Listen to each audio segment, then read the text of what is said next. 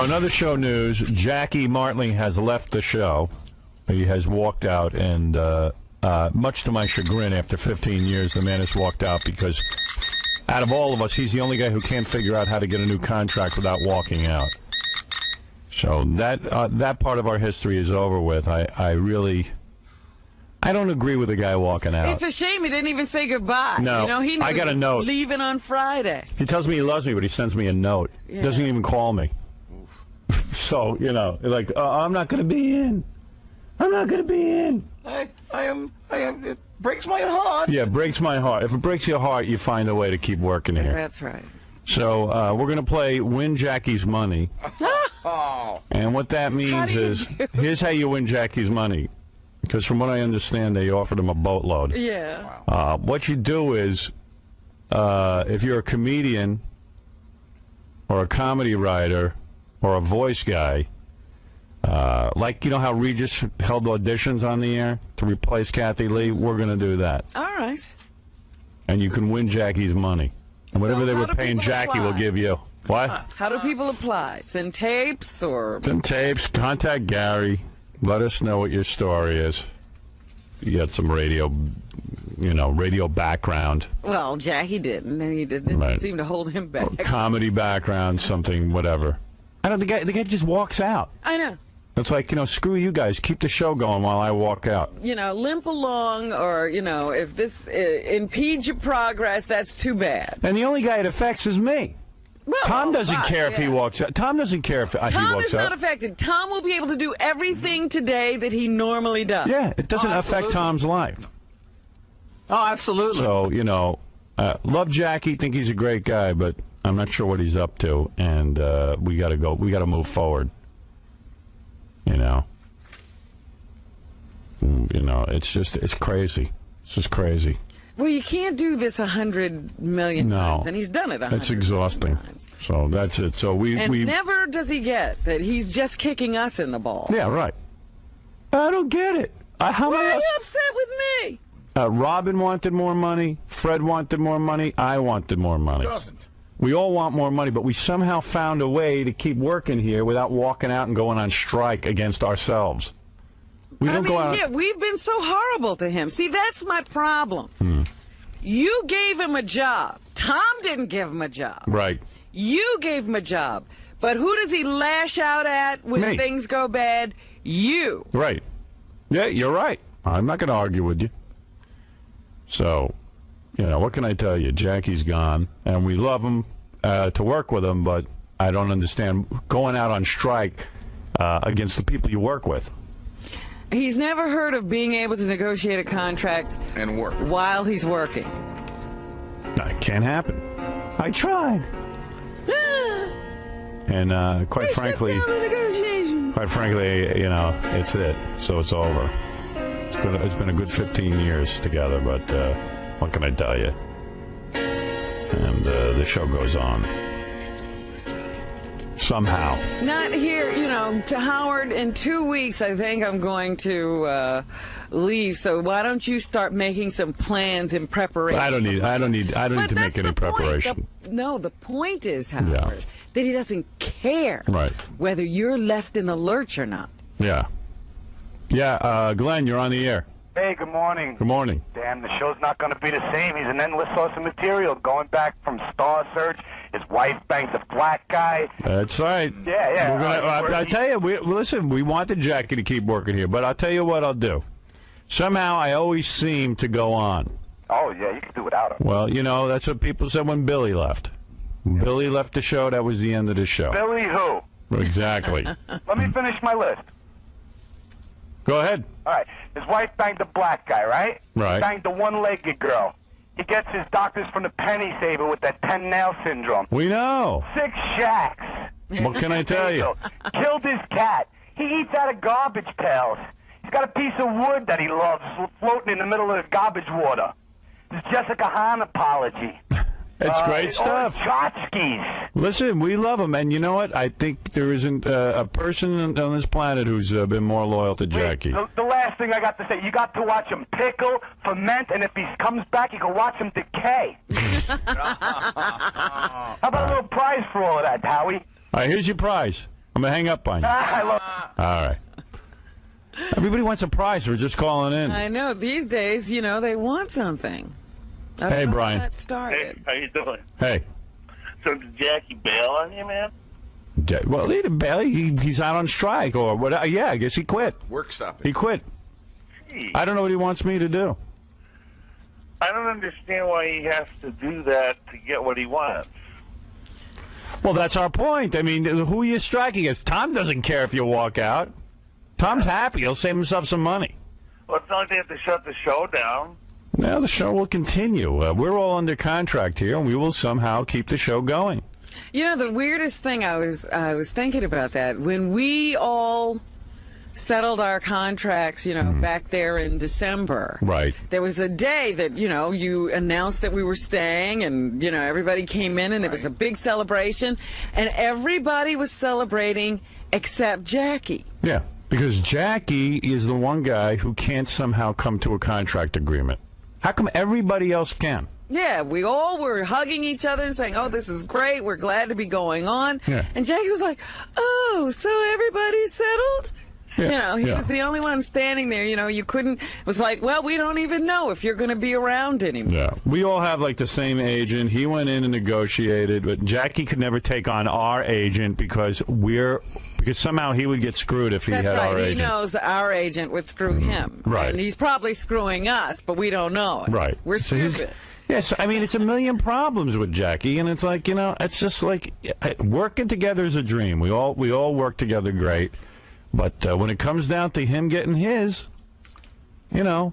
Well, he said something, you know, a couple of months ago we were talking about his usual form of negotiation. And he said, yeah, Robin will get mad at me just because I asked for more money. We all I ask was for like, more money. You know, well, we all ask for money. Yeah. But he acts like we get it all, and he doesn't get any That's of it. right, nothing left for him. Yeah. So, I mean, you know, what am I going to say? It's sad.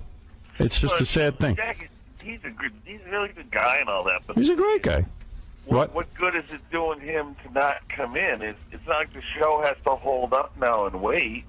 Well, that's our point. Well, and, he would wish that were the case. well, that's what he's a true narcissist. That's what it is. The show's going to now fail, and who cares? Screw Howard, screw Robin, screw Jack, That's right, he'll screw bring Fred. us all down. He didn't create this, Right. Been doing but this he for- would like to take it down if he could. Right. It's funny because, you know, I mean, I don't mean to say anything bad about the guy. He's a friend of mine. But this morning I'm listening to you from like 6 o'clock, and until you just mentioned a few minutes ago he wasn't in, I was like, oh yeah, what do you know? I come to think of it, I haven't heard him.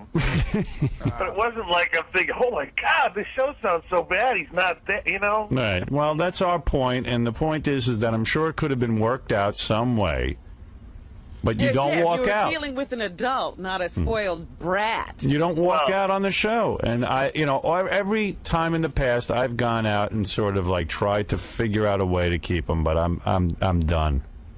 I'm done. Well, I don't want to, you know, I'm not speaking for him. I don't know all the details of what he's interested in, but my thing No, but is, he's got other things to do. I mean, I'm not saying he's going to be desperate. He's fine. He's a talented guy. well, it sounds also, though, like he can obviously, apparently, live without doing the show, so it's not Well, let's that. hope. I hope so. I mean, you know, you got to admit, part of the reason you're there is because you like this stuff, Yeah. you know. Yeah. If you hated it, they couldn't pay you enough. Right. So, So maybe Jackie doesn't really care to do it anymore. That's it. I mean, he may not be as motivated and thrilled by it. Who knows? Yeah. Right. And that's fine. Then he definitely should leave. I just don't know what other job's going to pay that kind of money. I don't know what other kind of job's going to bring him that kind of prominence. And I don't know. But that's his business, not mine. Maybe at 53, he said, if I'm going to take my shot, I got. What happened? Your mic just went out. Oh, I knocked myself out. All right. If Said maybe 53's you know, I got to take my shot now. That's it. Time's running. While I'm young. I'm going to take a shot while I'm young. What can I tell you, man? I can't put my brain in his head. But I don't know what's going on. I didn't even get a phone call. It was like, hey, here's a note. I can't call you. It will be weird. And I'm like, it'll be weird? Yeah, What's because weird? we've only been working together 15 years. Yeah, you can't call me. Well, he knows you're not going to try to argue with him. Well, I would have said to him, "What are you doing?" I would have said, "You know what? Yeah, you talk to him like a friend. You're going out on strike against us, and quite frankly, I'm not putting up with it anymore. I mean, Yeah, I got to make plans for the future." Right, and you're not going to sit there like you're on his team and say, you're right, don't go in, and I'd play hardball. And on the other hand, you're not going to say to him, well, what? Here, I'll go to bat for you. Whatever. I don't know. I don't know what to say. When a guy walks out, what am I supposed to think? When a guy just emails you. Yeah, a guy emails me and tells me he's walking out. What am I supposed to do? Beg him to come in? Forget it. You know what? Book someone new. Oh, what is it, Tom? What? Oh, here's 𝗦𝗵cie𝘄 who handled the negotiations. I was just going to say, we negotiated long and hard, in good faith, and we just couldn't agree. And his contract actually ended on December 31st, and he stayed for a while. Right. But we weren't going where Jackie wanted us to go, and we did make what I thought was a real significant, substantial offer. Yeah. Listen, wait, let me ask you something. When Robin negotiated a contract, don't break a confidence, but when Robin negotiated a contract, I negotiated a contract, and Fred negotiated a contract, did we get what we were asking for? Well, I didn't negotiate your deals, but right. I know you didn't. Right. I mean, I know that. Yeah, I'm still I know you smarting. didn't. Yeah, I know Robin said to me, listen, I didn't get everything I wanted, but I wanted to stay with the show, and I figured out a way to do it. Somehow, the agent figured out a way to do it. It doesn't. But but none of us ever walked out. We never walk out on the show. It doesn't sound like it can be strictly a money issue, though. Come on. With him. With him, isn't that what he wrote you? He wrote me, it's only a money issue, but then in the next breath he said Tom insulted him, and all he's looking for is a pat on the back. So it's not just looking for money, he's looking for a pat on the back. Why did you pat him on the back? You should have pat him on the back. You know what? I could not have kissed his buttocks more. He said that you told him that you can't help but think how great it's going to be to save the money, that you don't have to he's what? That's what he told me. That's what he told me in an email. No, I don't even know. What I said to him at some point is, Jackie, I should be sitting here telling you, I'm looking forward to saving the money, but I'm not. I want you to stay. Right. Which is a nice thing to say. Right. He misinterpreted that and decided you insulted him. Well, I know. I've tried to always talk Jackie into staying, but I'm done with that. I'm not doing it anymore. And if the show sucks, hey, don't listen anymore. What can I tell you? It kind of sounds like I say, I'm not trying to put the guy down, but it almost sounds like the attention is what he's more interested in than the amount of money he can get. Well, absolutely. Yeah. And the guy wants to be known on his own for his ability to be a comedian and this and that as a performer. So he should go out and do that. He may not be getting that from being on the show as a writer. Right. Well, I'll tell you one thing. I know what money they were offering because Tom just told me. And I guarantee there's a lot of writers out there that would love to have that would fall on their head. I don't think that, and here's the other thing. You write for The Tonight Show or you write for any other show, they don't mention your name. You never get any credit. I don't know who writes Jay Leno's jokes. Yeah. But you know who writes on this show because we make everybody a star on this show. And people forget they that. have a microphone in front of them. That's right. On the TV show. If you want, I open up the microphone to anyone who's in the studio. Yeah. So what am I going to say? What am I going to say? This is it. Guy comes to me, he says he's going out on strike against me. He ain't affecting Tom when he goes out on strike. He's affecting me. Yeah, Tom, has your date changed at all? No, listen, I mean, I'm not happy about it. No, I know you're not happy about it. But your date, you're going to go along just fine without him. You won't be limping. The only one who's affected by it is me, not you. So, it's like, if you go out on strike, you're going out on strike against me. You're not going out on strike against Tom. It's silly. Yeah. It's just not helping anything. Well, listen, whatever. Here's my vow. The show will go on. We're going to play Win Jackie's Money. We're going to find our new Jackie. Whatever Tom was paying Jackie, I'll pay a comedian every week to come in, like Kathy Lee. We'll find someone to replace him. Might not be as good as Jackie. Well, who knows? Might be better. I might hire 10 guys. At all. I might hire 10 guys with that salary. We can probably afford to. Yeah. Because pretty much what we were paying him, 10 people can be paid. Am I eligible to enter? Sure. Brian, you ought to enter the party. I don't know what you do, but you ought to do it. Oh, I do anything. You know me. No, I know you. This is the guy who was on the air with me when I worked in Hartford. Oh, yeah? And I was in the middle of doing the show, and he took out his private area This guy? and put it down on the table. He's a funny guy. It was very funny, especially when I smacked it because I was doing the show. Oh, my So God. I pulled away just in time. Yes, you did. All right, Brian, thanks. Okay. We'll man. see you in here for Win Jackie's money. There you go. Yeah. Thank you. All right. We're Brian, holding one auditions. one of the contenders.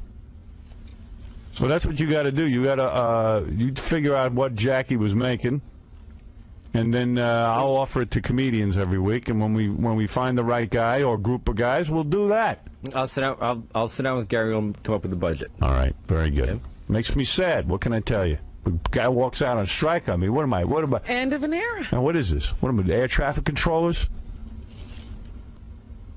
This show all makes us our living. You don't walk out on it. You don't do that. You don't walk out on something that earns you this kind of money and this kind of respect and fame. You just don't. You sit down. You talk to your fellow workers. You talk to people and say, "Listen, this is what's going on." Something. I don't know. No, he can't talk to anybody. He's his own best advisor. You could have held up this show for all kinds of money, Robin. You could have held it up for all kinds of I would never money. do that. You could have wreaked havoc on it. Would never do that. I told you. You people are good to me. I have to be good to you. I'm not saying, listen, Jackie might be right. He might have been worth, I don't know, 100 grand more, 200 grand more. I don't know. I know I'm worth more than they're paying me. I know I am. I love you so much now. And I know Fred is. Why am I being so nice to you? What are you going to do? Your buddy Jackie doesn't work here anymore. I didn't know that this was happening. I just thought he wasn't here because of the snowstorm. No, he's waiting for me to somehow force Tom to come up with more money.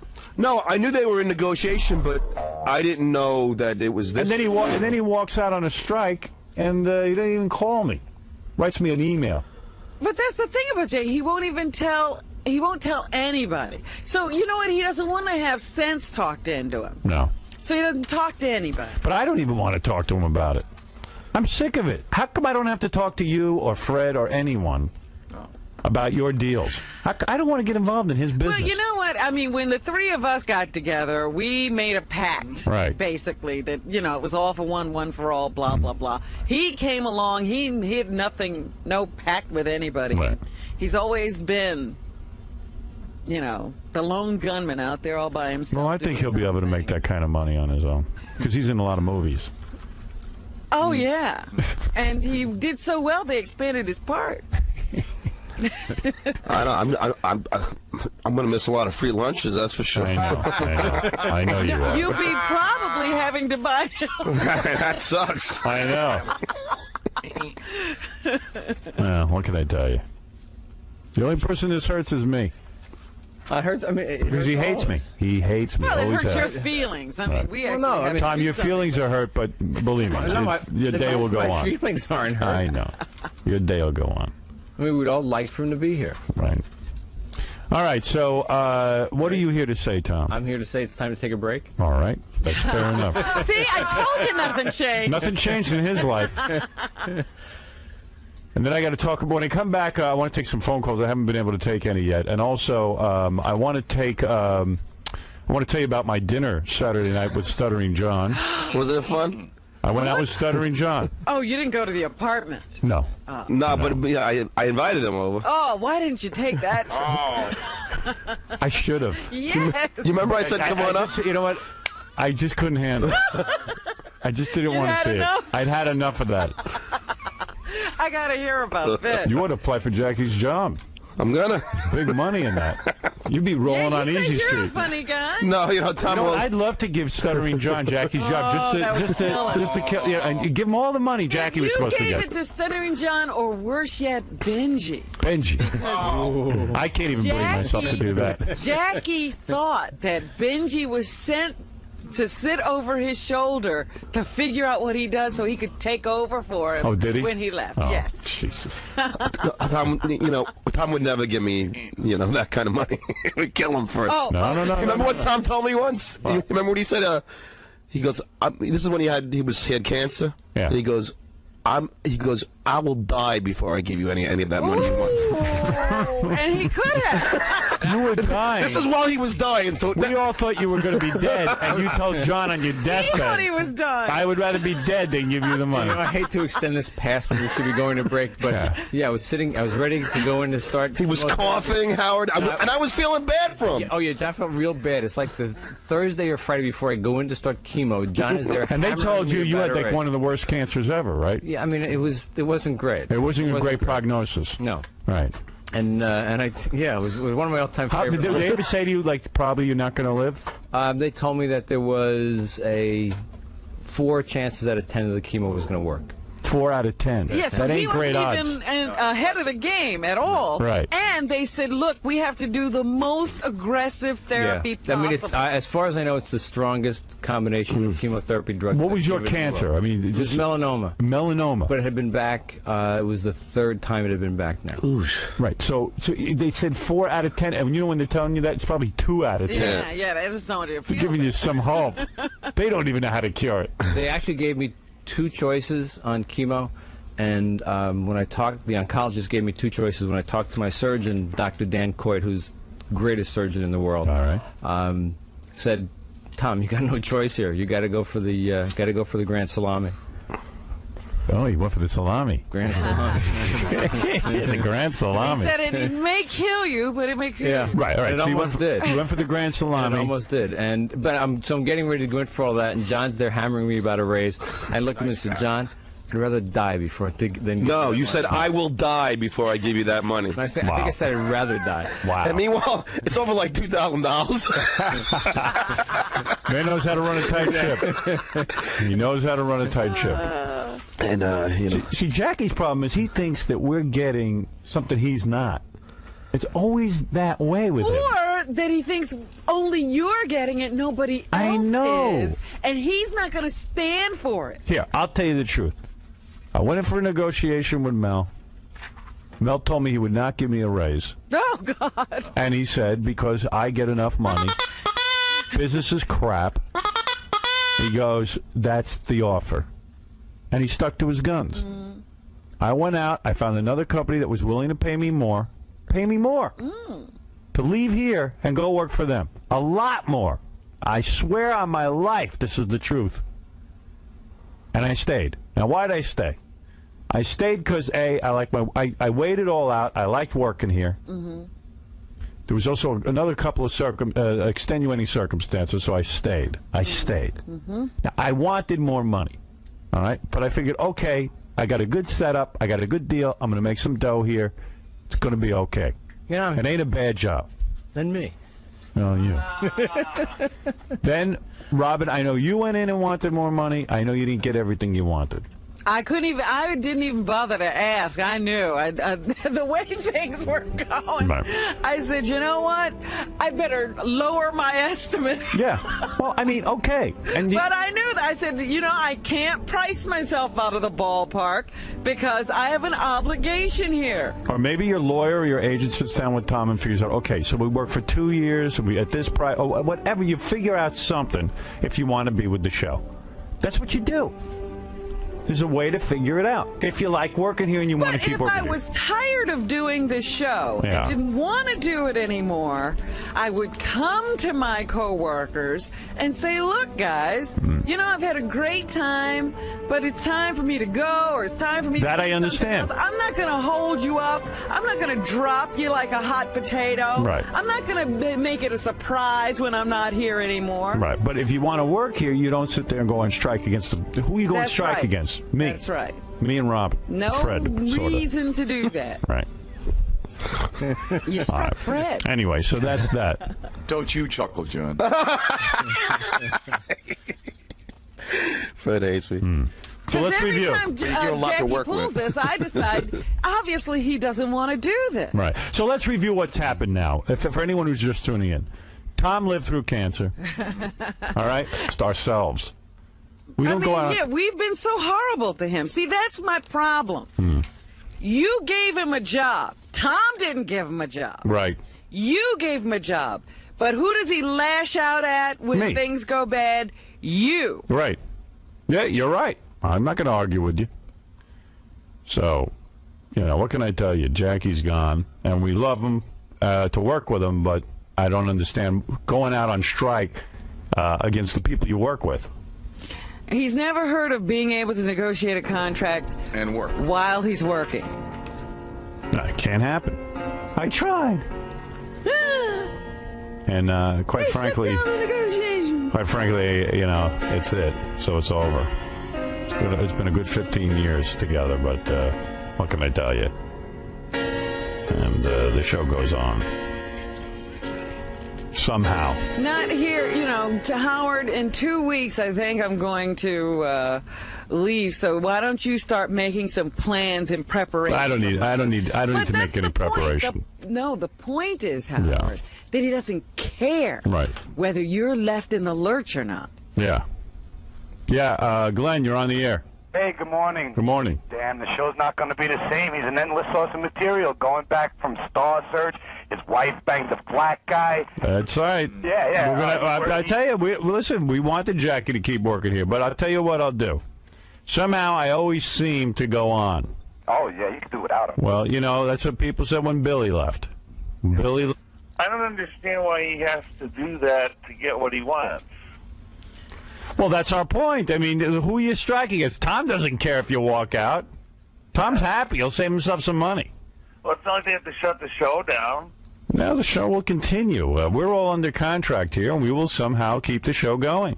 The weirdest thing, I was thinking about that. When we all settled our contracts, back there in December. Right. There was a day that, you announced that we were staying, and, everybody came in, and there was a big celebration, and everybody was celebrating except Jackie. Yeah, because Jackie is the one guy who can't somehow come to a contract agreement. How come everybody else can? Yeah, we all were hugging each other and saying, oh, this is great, we're glad to be going on. Yeah. And Jackie was like, oh, so everybody's settled? Yeah, He was the only one standing there. You couldn't. It was like, well, we don't even know if you're going to be around anymore. Yeah, we all have the same agent. He went in and negotiated, but Jackie could never take on our agent because somehow he would get screwed if he had our agent. He knows that our agent would screw him. Right. And he's probably screwing us, but we don't know it. Right. We're stupid. Yeah, so, it's a million problems with Jackie, and it's like, it's just like working together is a dream. We all work together great.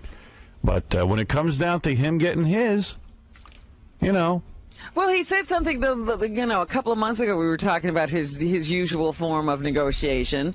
And he said, yeah, Robin will get mad at me just because I asked for more money. We all asked for So I pulled away just in time. Yes, you did. All right, Brian, thanks. Okay. We'll see you in here for Win Jackie's money. There you go. Yeah. Thank you. All right. We're Brian, holding auditions. one of the contenders. So that's what you got to do. You got to you figure out what Jackie was making, and then I'll offer it to comedians every week. And when we find the right guy or group of guys, we'll do that. I'll sit down with Gary and come up with a budget. All right, very good. Okay. Makes me sad. What can I tell you? The guy walks out on strike on me. What am I? End of an era. What is this? What am I? The air traffic controllers? This show all makes us our living. You don't walk out on it. You don't do that. You don't walk out on something that earns you this kind of money and this kind of respect and fame. You just don't. You sit down. You talk to your fellow workers. You talk to people and say, "Listen, this is what's going on." Something. I don't know. No, he can't talk to anybody. He's his own best advisor. You could have held up this show for all kinds of money, Robin. You could have held it up for all kinds of money. I would never do that. You could have wreaked havoc on it. Would never do that. I told you. You people are good to me. I have to be good to you. I'm not saying... Listen, Jackie might be right. He might have been worth, I don't know, 100 grand more, 200 grand more. I don't know. I know. I'm worth more than they're paying me. I know I am. I love you so much now. And I know Fred is. Why am I being so nice to you? What are you going to do, your buddy Johnny? There you go. Yeah. Thank you. All right. We're holding one auditions. One of the contenders. So that's what you got to do. You got to you figure out what Jackie was making, and then I'll offer it to comedians every week. And when we find the right guy or group of guys, we'll do that. I'll sit down. I'll sit down with Gary and come up with a budget. All right, very good. Okay. Makes me sad. What can I tell you? The guy walks out on strike on me. What am I? What am I? End of an era. Now, what is this? What am I? Air traffic controllers? This show all makes us our living. You don't walk out on it. You don't do that. You don't walk out on something that earns you this kind of money and this kind of respect and fame. You just don't. You sit down. You talk to your fellow workers. You talk to people and say, "Listen, this is what's going on." Something. I don't know. No, he can't talk to anybody. He's his own best advisor. You could have held up this show for all kinds of money, Robin. You could have held it up for all kinds of money. I would never do that. You could have wreaked havoc on it. Would never do that. I told you.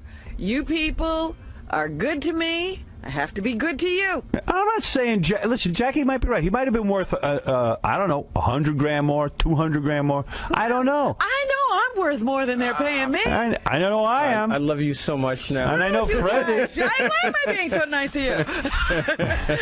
What are you going to do? Your buddy Jackie doesn't work here anymore. I didn't know that this was happening. I just thought he wasn't here because of the snowstorm. No, he's waiting for me to somehow... Wait, let me ask you something. When Robin negotiated a contract, don't break a confidence, but when Robin negotiated a contract, I negotiated a contract, and Fred negotiated a contract, did we get what we were asking for? Well, I didn't negotiate your deals, but Right. I'm sure. I know you didn't. Right. I mean, I know that. Yeah, I'm still I know you smarting. didn't. Yeah, I know Robin said to me last night, I didn't get everything I wanted, but I wanted to stay with the show, and I figured out a way to do it. Somehow, the agent figured out a way to do it. It doesn't. But you don't. But none of us ever walked out. We never walked out on the show. It doesn't sound like it can be strictly a money issue, though. Come on. With him. With But him, isn't that what he wrote you? he wrote me. It's only a money issue. But then in the next breath, he said Tom insulted him, and he was and all he's looking for is a pat on the back. So it's not just looking for money. He's looking for a pat on the back. Why did you pat him on the back? You should have pat him on the back. You know what? I could not have kissed his buttocks more. He said that you told him that you can't help but think how great it's going to be to save the money that you don't have to. What? That's what he told me. That's what he told me in an email. No, I don't even know. What I said to him at some point is, Jackie, I should be sitting here telling you, I'm looking forward to saving the money, but I'm not. I want you to stay. Right. Which is a nice thing to say. Right. He misinterpreted that and decided you insulted him. Well, I know. I mean, I've tried to always talk Jackie into staying, but I'm done with that. I'm not doing it anymore. And if the show sucks, hey, don't listen anymore. What can I tell you? It kind of sounds like I say, I'm not trying to put the guy down, but it almost sounds like the attention is what he's more interested in than the amount of money he can get. Well, Now, how to cure it. They actually gave me 2 choices on chemo, and when I talked, the oncologist gave me 2 choices. When I talked to my surgeon, Dr. Dan Coit, who's the greatest surgeon in the world, All right. said, "Tom, you got no choice here. You got to go for the Grand Salami." Oh, you went for the salami. Grand Salami. The Grand Salami. he said it may kill you, but it may cure you. Right, all right. It So almost did. You went for the Grand Salami. It almost did, but I'm getting ready to go in for all that, and John's there hammering me about a raise. I looked at him and said, "John, I'd rather die before than give No, you you said I will die before I give you that money. I think I said I'd rather die. Wow. And meanwhile, it's over like $2,000. Man knows how to run a tight ship. He knows how to run a tight ship. And See, Jackie's problem is he thinks that we're getting something he's not. It's always that way with him. Or that he thinks only you're getting it, nobody else I know. is, and he's not going to stand for it. Here, I'll tell you the truth. I went in for a negotiation with Mel. Mel told me he would not give me a raise. Oh, God. And he said, because I get enough money, business is crap. He goes, that's the offer. And he stuck to his guns. I went out. I found another company that was willing to pay me more. To leave here and go work for them. A lot more. I swear on my life this is the truth. And I stayed. Now, why did I stay? I stayed because, A, I weighed it all out. I liked working here. Mm-hmm. There was also...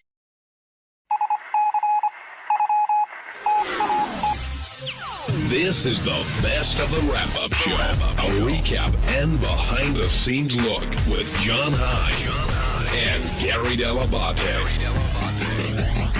The best of the wrap-up show begins now. Hey, it's Sal Governale, and on Monday's wrap-up show, we discussed Richard Christie's wedding. Who's coming? Not Robin, not Gary, not Fred, and maybe Howard. We discussed it, and we also discussed the fact that I may get a little crazy. Will I? Check it out.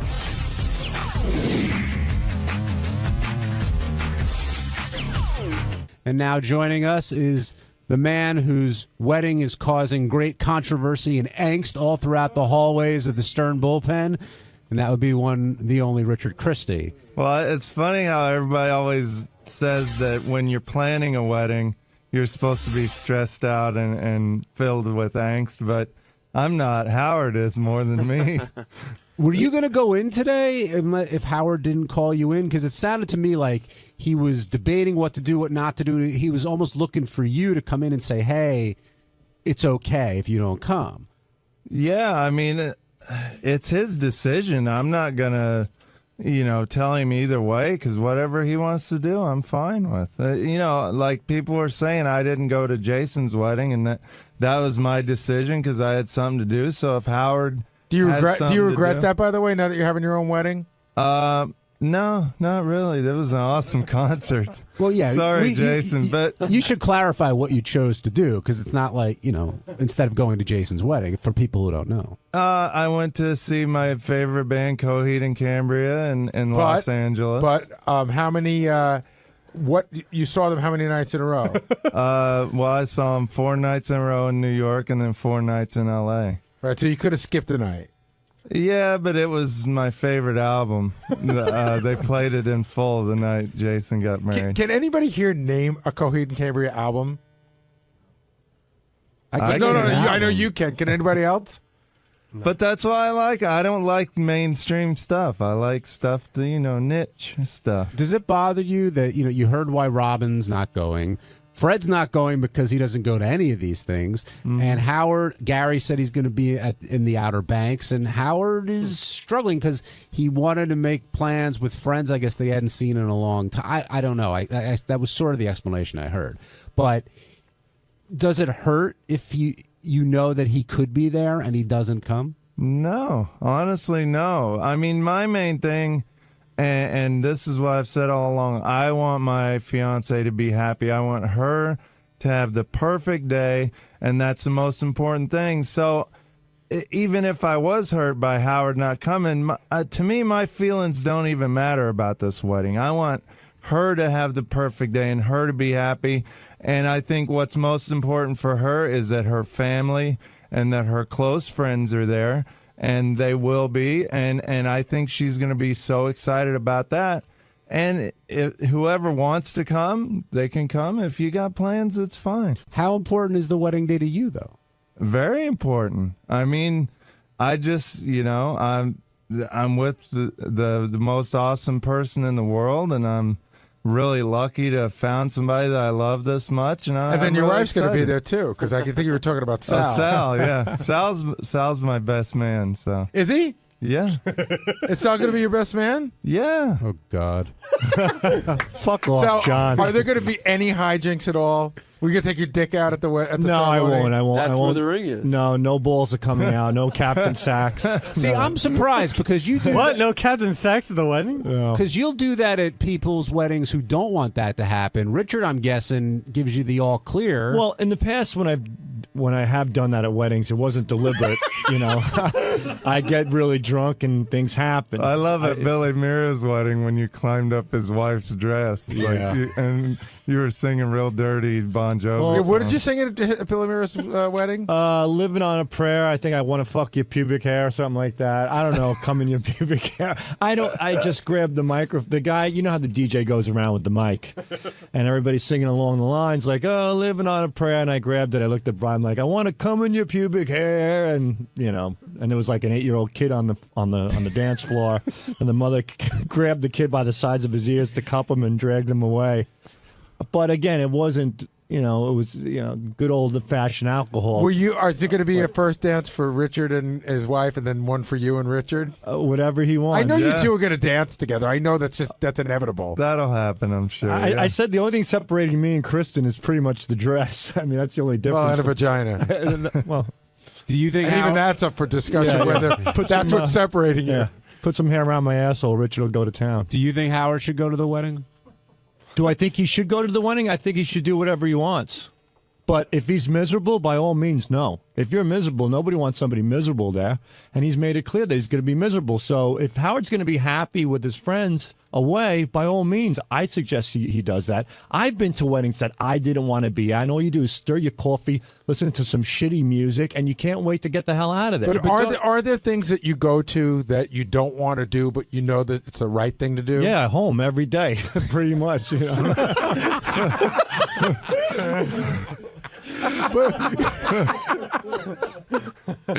But he stirs his coffee at home every day. Yeah, I do.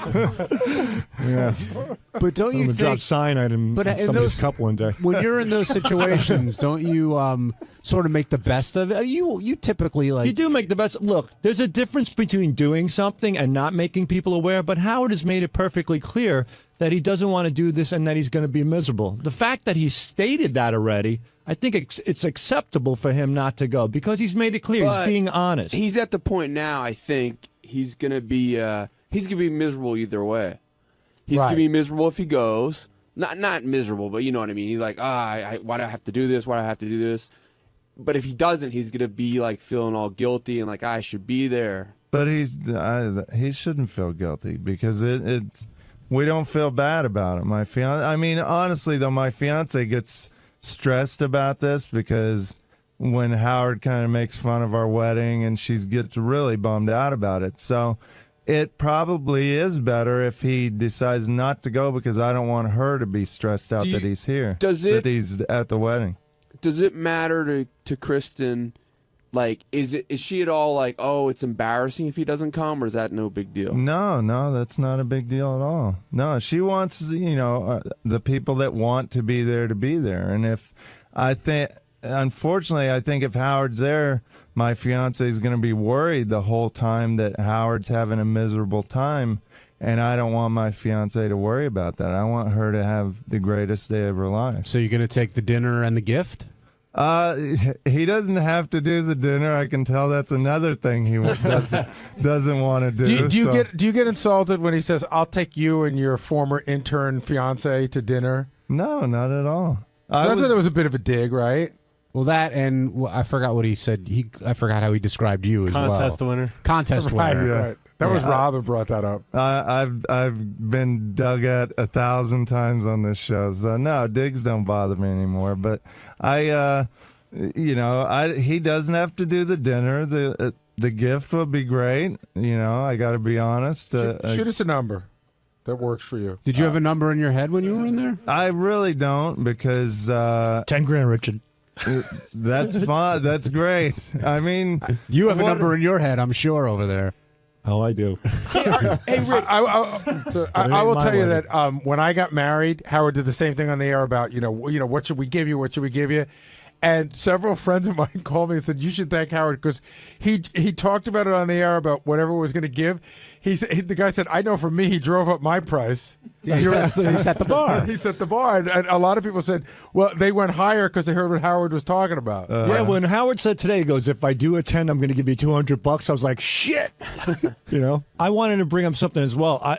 I love the Richard style for this wedding. It's not the traditional wedding. Like, he's doing something that I've never seen before. What's that? And I wanted to get your opinion on how you think Howard would feel about it. He's not doing assigned seating. It's just sit at any table that you like for the dinner. And I was like, wow, because, that's a pretty big thing. Well, everybody said that's one of the most stressful things about a wedding is deciding. Putting it together. Yeah. Yes, we're like, well, then let's just avoid that and people can say what they want. But there's also a reason why you do that because then it's just bedlam. So Howard shows up, sits down. Right. So I want to get your opinion 173 people immediately go over. Here's what I have in my mind. Aunt Gladys from Missouri just walks over to Howard, doesn't know who he is. Goes, Scott the engineer. Anybody sitting here? Yucko might sit next to Howard. Oh, might. Howard knows Yucko's going to be there. He might not go at all. Yeah. It will be interesting to see who sits next to who and who gets avoided from our show, certainly. Ronnie, what do you want to say? So I just came in real quick to say I am going to the wedding. I could have been in Indianapolis, but I'd rather go to his wedding because I am preparing a speech you'll never forget. Thank you, Ronnie. Is it going to be like the one you gave at Bubba's wedding? I thought you retired from these speeches. I don't know. We'll see. At his wedding? He just looks retired. At his wedding, I might reconsider. I told Ronnie, I said, Sal's going to be my best man, and Ronnie's going to be my best old man. But, the speech is in the works. You think Howard should go? He doesn't go to anybody else's, really, so I don't know. No, you're not answering my question. If he's not doing anything, he should go. In the mic. I'm talking in the mic. Well, stand up and talk. Lower the mic. Oh, don't you start with me, because he had all kinds of ideas that I should make a speech with him. No, you said, you're making the speech, I'm making the speech. So I go, well, then maybe we could do it together. No, but then you came up with the idea I should do the best man speech. I said you could tackle me and take over. No, your that's speech not what be you better. said. Oh, don't lie. No, I said you could tackle Why me. do you lie in front of everybody for? I can see Sal doing a real thoughtful, nice speech. That's and how. I know That's he will. I want to do a thoughtful speech. Yeah, Believe but it or after not, a few I do. drinks, he won't. The thoughtfulness will go right out the window. Well, that's when you take over. Well, we'll have him do it early then. It sounds like Sal's going to toe the line here. No, I don't believe that for a I'm minute. having such a dilemma because when I'm thinking about this speech and a lot of funny things come to mind. Here's what's going to happen. I know exactly how it goes. I know how it goes. Sal's on his best behavior, but then he gets there that day and he drinks because he's having a good time. Sure. But that's not the worst part. The drinking isn't the worst part. The worst part is he gets alone with his thoughts and he goes, I know that Richard's a good friend and I should behave, but I think people expect me to be funny. He's got to and I don't want to disappoint. He's got to entertain. Then he drinks a couple more. Especially if Howard shows up. No way. Entertainer Sal. I'm making it perfectly clear right now. That's what I'm going to do to him because that's what Spice Boy did to me at Bubba's wedding. Yeah, but you being there and doing it is a little different than Howard being there and doing it because you said Howard egged you on at Jason's wedding. Howard did. I mean, I was Howard's dancing bear at Jason's wedding. We were writing stuff in his book and drawing pictures of Gary. And everything but paying attention to your wife. Everything but that. Howard told me to take out my dick and smack it in Robin's pumpkin soup for fun. And, it even got to the point where Beth was like, Sal, don't do it. Don't. And she was like even saying to Howard, cut it out already. And So, no, I'm making it perfectly clear. Does it ever dawn on you go, you know what, Howard, I had a lot of fun, but I got to go hang out with my wife. I'm going to sit down and enjoy the wedding. Absolutely not. I'm with her for the long haul. I mean, we're going to share a cemetery plot together. If I got a chance to smack my dick into some soup, by all means, I'm going to do it.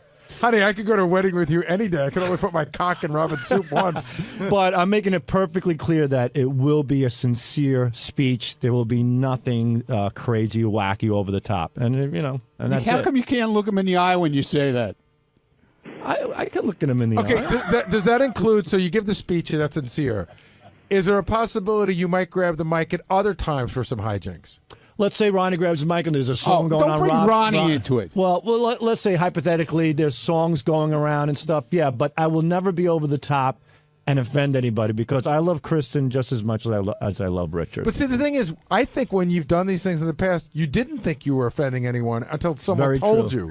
Yeah, it took 6 years of this show to, pretty much hammer it into my skull. And there's also a part of you that I think can't help yourself. Right. I think so, too, and I have to watch myself. Maybe I'll have like 6 Kettle Ones instead of 7 or 8. Does Richard even worry about, is Kristen worried about anyone being over the top? No, not at all. So because we hang out with we hang out with Ronnie, we hang out with Sal, we hang out with High Pitch Mike, and they're all our friends. So we know how they are, and we're fine with that.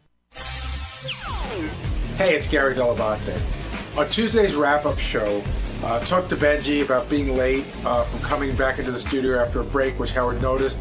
Also, I was pretty pissed off that Sal had bypassed me to go into the studio and sort of fucked up the flow of the show. And a listener called in and said, Gary, man, you sound angry today. And I was really pissed off because the guys weren't doing what they were supposed to be doing. So check it out and see how pissed off I actually was.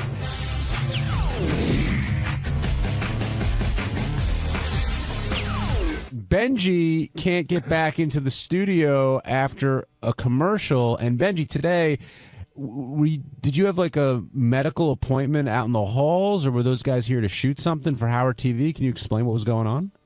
Yeah, the doctor, Dr. Jonathan Gordon, and his... You don't have to name him every plug time. him. Just and his hot assistant, Carly. I just said don't fucking plug him. Oh, okay. Well, don't... In other words, I said Carly and Dr. Gordon. We don't need names. Sorry. Just tell us the story. Okay. Why were they here? Yeah, I'd like to know. No, because I'm sort of... This goes to the next thing on the list, which is Sal bypassing me, which I'm sort of irritated that all the shit's going on that I'm unaware of that makes me look really bad to Howard. All right, I'm sorry. That included. So why did you need to be out there today?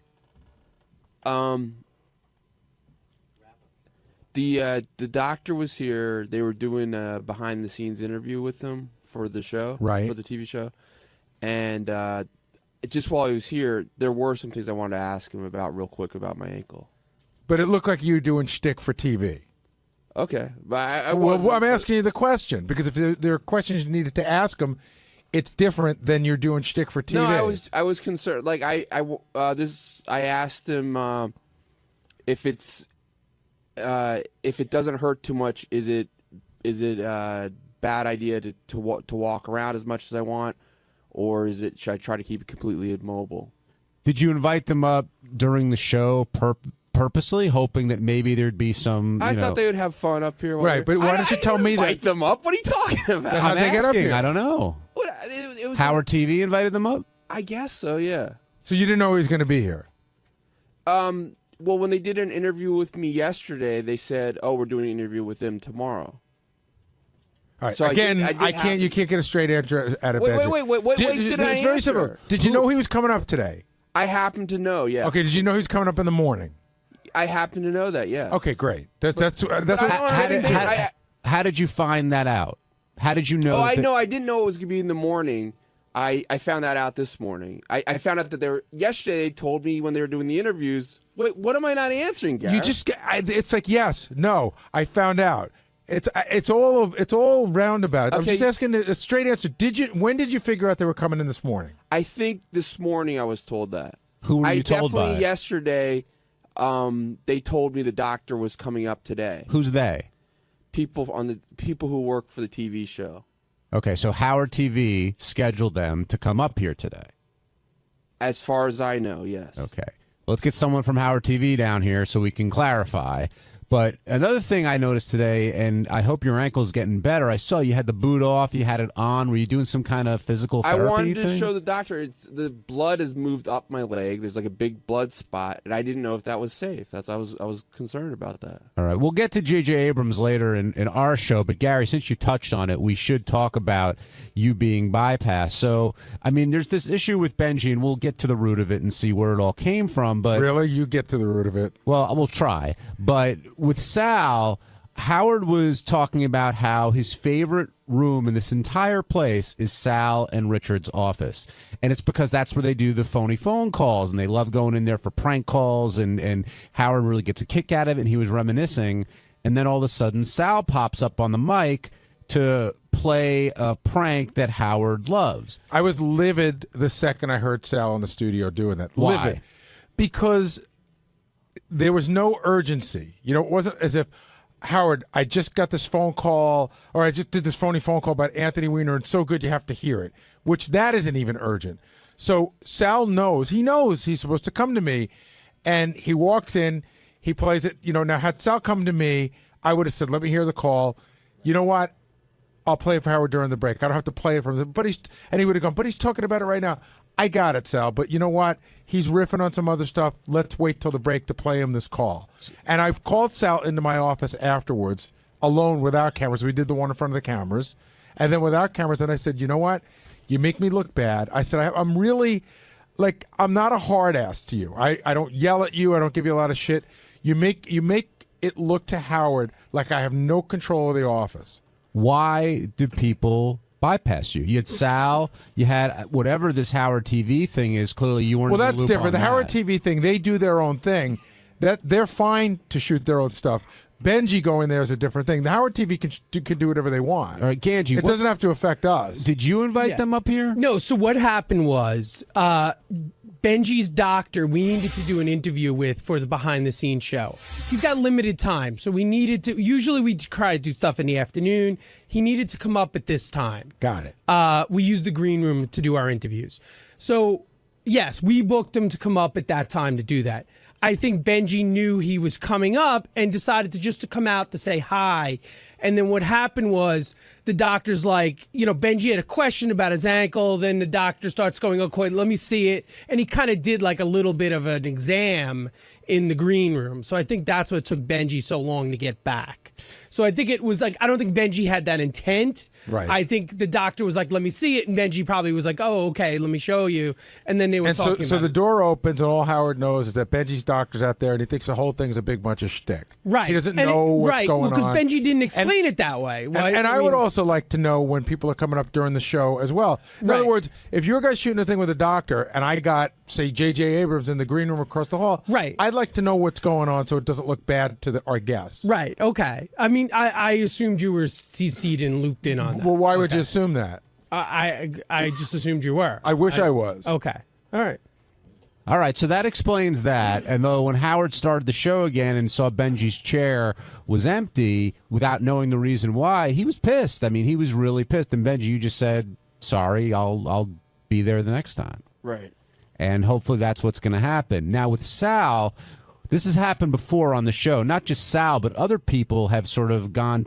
I mean, the rule is if you want to go into the studio, let Gary know. And I'd say, you know who's a great example of that? Who is literally the perfect person is Ronnie.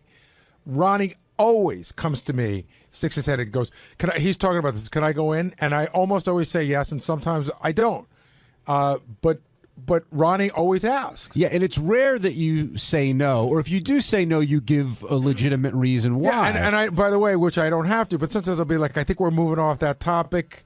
And listen, Howard trusts me to keep the flow of the show of what's going outside in the office. So having known this, Sal, why did you go in? Did you just feel like Howard was on a roll and you wanted to compliment it? What were you thinking? I just used poor judgment. I really did. But what were you thinking? Like, were you thinking that the call was so good? No, apparently that you had I to wasn't. get it to him. Apparently, I wasn't thinking enough because I should have stopped by your office. And 99% of the time, unless Howard calls me in, I do go to Gary. In this case, I don't know. He was talking about the prank calls, the prank call room, and then he was talking about his prank calls as Fart Man. And we had a particular prank call that I thought would be real good. Now, I should have went to either Gary, which wouldn't have been a problem, or simply went to Will. 99% of the time, when Howard's discussing something, I just put up a note. I give Will the media and put up the note. I don't know why that he did it. I felt like maybe because we were somewhat of the topic of the conversation, it would be okay, but apparently it wasn't, and I do apologize to Gary. Is it fair, Sal, saying 99% of the time he does come to you? No, because it's 100% of the time. That's the rule. Yeah, it's 100%. No, I understand that he's apologizing, but he knows better. I definitely, I made the wrong call, and I got my ass chewed out for it, deservingly so. I mean, Howard gave me a nice beating as well. Well, Howard didn't love the call that you brought in there. That was the other problem. Yeah, and that's the thing. And by the way, if it had gone well, I'd have the same conversation with you. Sure. I really would. If Howard loved the call, I'd be like, you got to run that by me because it could have gone horribly wrong. That's right. As far as the call's concerned, what baffled me about the call itself, I mean, this is completely aside from Gary, getting to the call, we've played that call numerous times. I even have documents of the call being played and comments being made about the particular call. But again, people change, times change, attitudes change, things change. And that's my job. And my job is to decide. Gary could have filtered that out. Right. So. And if I made a mistake, again, I'll always take the bullet if Howard says, "Why didn't you tell me about that?" Hey, Howard, it was my decision. Yeah. But it's got to be my decision. It also seemed like Howard was in a real flow talking about the prank calls and where he was going. And when you get in his line of sight, you better have something great if you're going to interrupt you're like him. a fly going right up his nostril. I mean, it's just bad news. And that's what I was. I was that gnat, and he whacked me pretty good. I walked out with my tail between my legs. Biggs in Boston, welcome to the wrap-up show. Hey, what's up? Hey, Gary, you seem very fucking angry today, man. I am. I am angry because the South thing coupled with the Benji thing makes it look to Howard like I can't control the office. So I am angry. Yeah, it's I'm a big fan. It's almost uncomfortable. Yeah, well, you know what? But I'm dealing with stuff like, listen, Howard didn't chew me out, by the way. I'm putting this on me. But have you ever done something where you know your boss just thinks you can't handle your job and you feel like shit about it? That's how I'm feeling, and I'm feeling that I feel like I don't have control. So yeah, I'm pissed. It obviously makes for great radio. I just haven't seen you like that, or heard you, I should say, like this, and I don't even know when. I can't even say the last time that you've been off this angry. Well, I'll be better in the second half today, I promise. On Wednesday's wrap-up show, we had a girl in here earlier in the day who was smelling our armpits. So when we got on the wrap-up show, we started smelling armpits. And Gary smelled like onions. Benji smelled like asshole. And then I smelled like the greatest ever because I was wearing my Mama deodorant. So check it out and see what it's all about.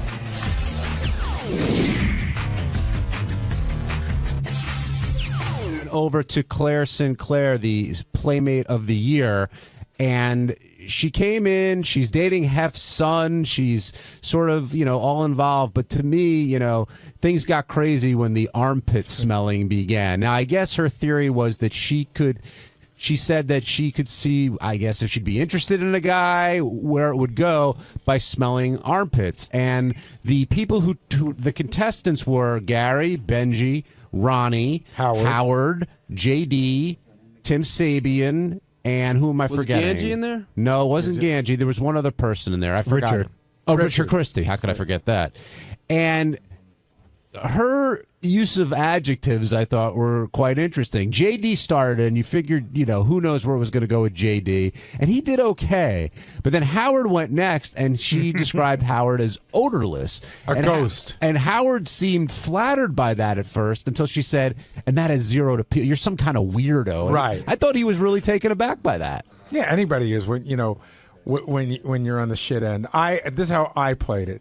She said I had an onion smell, and the only thing I could think of is I leaned in so hard on her that my mouth was near her mouth, but I haven't eaten onions in weeks, so I don't know what that was.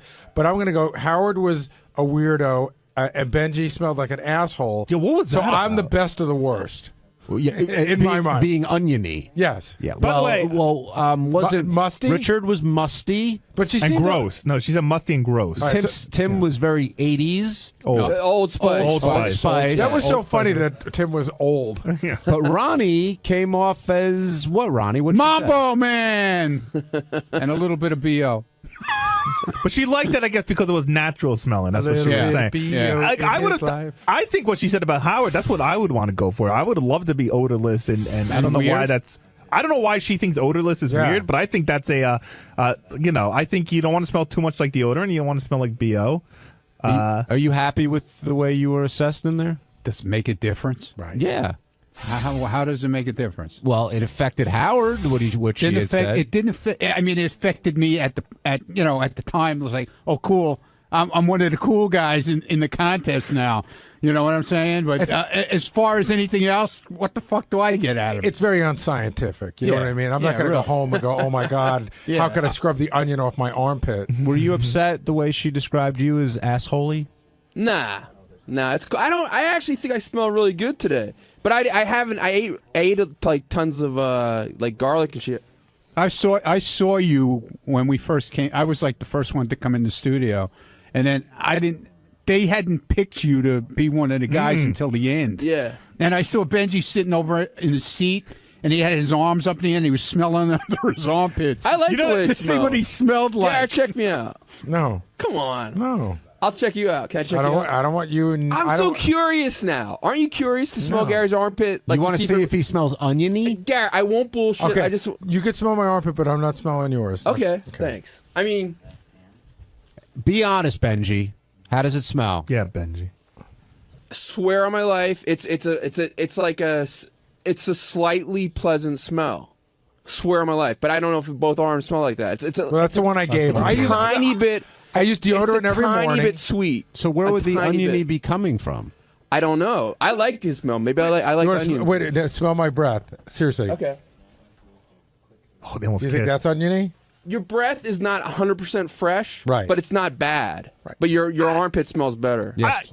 Your onion armpits are one thing, but how do your armpits smell like shit? I'm way more. Like she's not fucking around. She took like a step back when she smelled your armpits. How could your armpits smell that bad? Especially after we learned that Richard Christie was willing to stick his finger in his ass and wipe his armpit. Well, actually, Richard stuck it in his ass, put it in my armpit. It was really weird because Richard really came and asked me that, and I'm like, I don't think that's a great idea.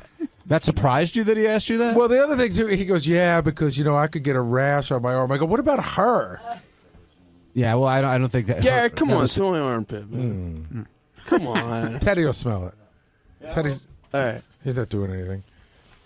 I love how Howard. No, I mean he's not on the board. I love how Howard tried to turn on me though right away when she said, "I actually hold up." So what's Teddy's face? Teddy, what's going on? Smells like my 70-year-old uncle. No, what's going on? He smells like what? Like B.O. He smells like an Italian hero. Thanks. But it's good. I don't know. It's musty. What's funny? You've got the look of disgust on Teddy's face, coupled with the look of pride on Benji's face. But Ronnie, what were you just going to say? She said I was okay and that I was in contention to be one of her fuckies. If she would, because I smelled the way I smelled. But then Howard tried to turn on me right away. Like, no, she didn't. She said you smelled musty and old and. Like right away, he was like trying to turn it around on because actually I got something positive said. Well, I don't think it was you. I think he was just trying to move it. I just think he was trying to move the needle in his direction. By the way, do you guys exactly? That's what I mean. Do you guys have deodorant on today? I do. I do. I don't. Well, I have Mambo. I have Mambo deodorant on, dude. Well, seriously, they make Mambo. Yes, deodorant? they do. Yes, they do. Is that you buy it in a store? Or you're mixing it at home? No, Are you? No. It's a roll-on. Ronnie, It's a roll-on deodorant that if I don't think you can buy it separate. If you buy like a gift pack, like say you go to Macy's, that's the throw-in, and you buy a gift pack. It's a throw-in. So do you have like the whole kit? Do you have gallons of Mambo for those little roll-on things? No, I don't use them all. Are you a spokesperson for Mambo? I wish I was. Stockholder? I should be. I don't think they're making it anymore. Yeah, didn't we find out it closed down? But no, they didn't. No, it's made by Claiborne. Okay, number one. It's not on the market in stores anymore, but you can buy it online, or you can sometimes like if you go to TJ Maxx, like one of those shithole places. They have it sometimes. They'll buy like a truckload probably, right? And they'll sell it. Do you? I think like Ronnie might get it from Mexico. You know what I mean? Like Gray Market. Listen, I get Gray Market Mambo. Doesn't it make you think when you can't find it in stores that there's something? No. You can still buy it online. Like all of these. Perfume supply places and all this nonsense. That's where I get it from. And it's shithole places, to quote you. Well, whatever. I mean, TJ Maxx. I mean, they buy stuff in quantity and they put it up for sale real cheap. Did you start with the Mambo perfume and then got the deodorant, or did you get them all at once? No, the first time I got Mambo, I got it as a gift, long time ago. Just the bottle, okay? Then I really liked it. I had been in the store and I saw they had a gift set where it comes with Mambo cologne, Mambo aftershave, Mambo deodorant, and Mambo after shower gel. Or Mambo shower gel. What about Mambo bar of soap? No, Mambo shower gel. See, my weekend deodorant is Mambo. Okay. My during the week deodorant is Gillette. Why? Because it lasts longer. I noticed that the Mambo doesn't last as long. When did you realize that? Because when I started to stink. So Gillette during the week, Mambo on the today, weekends. Will had told me it was a possibility that I might be in there to get my armpits smelled. So you prepare. So I put the Mambo on. The Ronnie sense. And I got it down in my car. I got a little travel one. Like when I go to India this week to do the Rick's thing, I'll take that and put it in my travel bag because it's small. Was the travel size Mambo part of the gift pack? Yes. Yes. Okay. Mr. Mambo. So on weekends, but sometimes in the gift pack they give you a large one, and sometimes they give you a small one. Do you buy these gift packs for yourself? But they don't have the gift packs anymore. You can't get gift packs. But did you used to buy the gift packs? No, for I yourself? got them as gifts. I That's what I'm understand telling that, you. but because people knew I liked Mambo. Like my son would buy it for me, say for Father's Day. My wife would buy it for me for my birthday. You know, I mean, no disrespect to Mambo, but I had never heard of the brand until you mentioned it on the show a few years ago. Oh, it used to be in the stores all the time. So when you put on the cologne, let's Right. do Gillette during the week before we do Mambo on the weekend. Where do you put it? Do you spray all over? No. We're talking about the cologne, not the deodorant. Okay, so deodorant, you just armpits the and that's armpits. it. Yeah. Okay. What do you think? I roll it on Now, my what body? about? I don't know. What about the cologne? That would be the so cologne goes on my neck. Just That's on it. your neck. That's it. A drop, a splash. How does it work? During the week here, at work, so it's not too crazy. Right. 2 sprays. Do you do it like But- a chick? But weekends? At Indy, Yeah. at Rick's, Yeah. half a bottle probably. No. But I spray up a lot more. Get that horse smell. Hey, Because they love it, man. Benji, did you see The dancer chicks? They love it. I'm telling you. Did you I see get more compliments about that shit. Go ahead, Jason. Come on. Go ahead. Benji, did you say you didn't wear deodorant today? Nah. Do you normally not wear deodorant? Sometimes I do. Look, what? I like what is smell. that about? Well, clearly you don't No, I smell need to good. get some more Tom shit because I don't like to use the chemical-y shit. Yeah, but listen, you're a sweaty guy. Thanks. You are, and then you sweat, and like, why wouldn't you wear deodorant? That's like almost like not brushing your teeth. No, I brush my teeth. No, but I understand what Jason's No, saying. I usually wear deodorant. I didn't today. Oh, well, you why? just said you usually don't. I knew we were doing the thing today. Yeah, but I thought that was the weirdest thing ever with that girl today. A 20-year-old girl trying to figure out how she's going to fuck a guy by smelling his armpits. That's a lot of studies say, like, I always thought we should do this on the show. I actually pitched it once that, like, a lot of women can identify their husbands by the smell of their shirts. Like, you could give them, like, 20 shirts, and they can tell you which one was their husband. Mine smells like Mambo. On Thursday's wrap-up show, we talked about the message that Sal left for Gary about being sick and how it sounded a little bit shady, and then Howard called Sal shady on the show, and that really ticked him off. So we heard Sal explain himself in only the way that Sal can, and you can draw your own conclusions from that.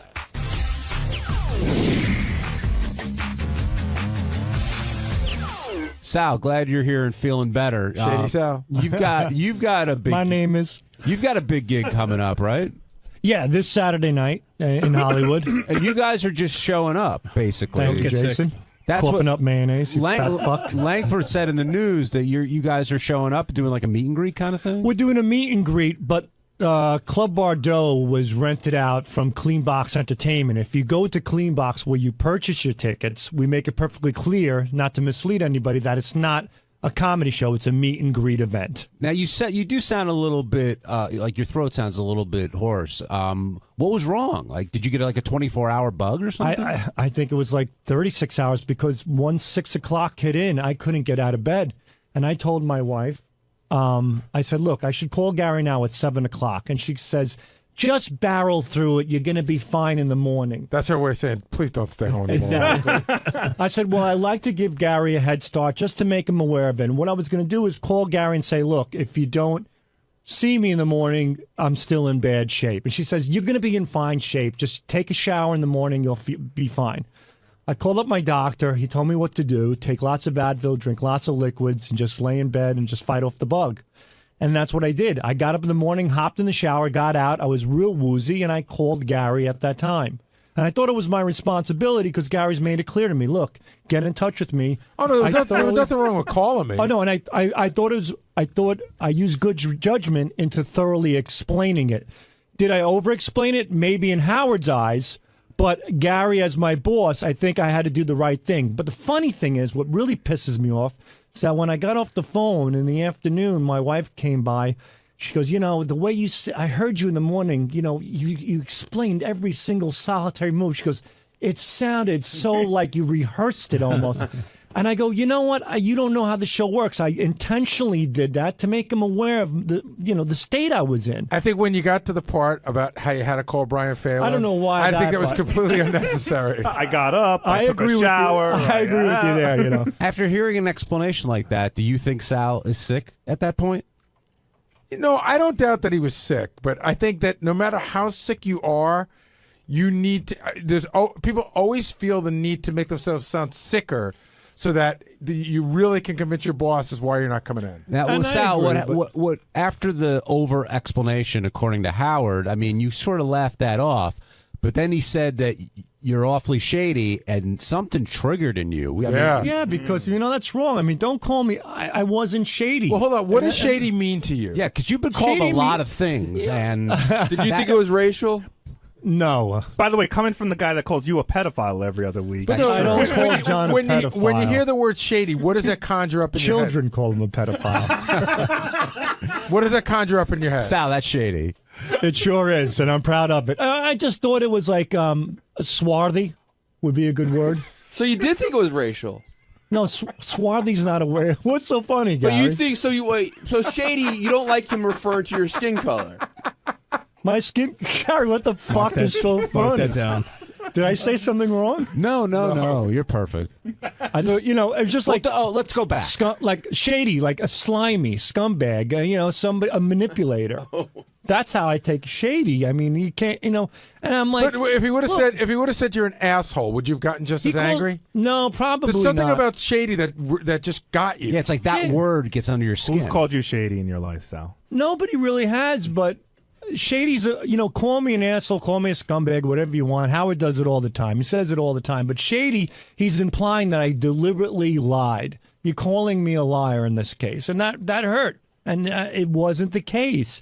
And I think he knows more than anybody else. I certainly love being here. And that's why I made the effort to get up and get the fuck out of my house. Well, after hearing that message, though, and the way you did it, it did come across as shady. It came across that way out of respect to Gary because I thoroughly explained what I should be doing. Because one time I did not come in. I sent an email, and Gary made it perfectly clear. Listen, you call me up, you make me aware. And I did that. And did I overdo it? Yes, I did overdo it. I didn't ask you to over-explain. One time you just didn't call me. I didn't. I didn't say call me or over-explain. I just said you got to let me know when you're going to be sick. You just called Phelan, I think. You sent Phelan a text you message. called an intern.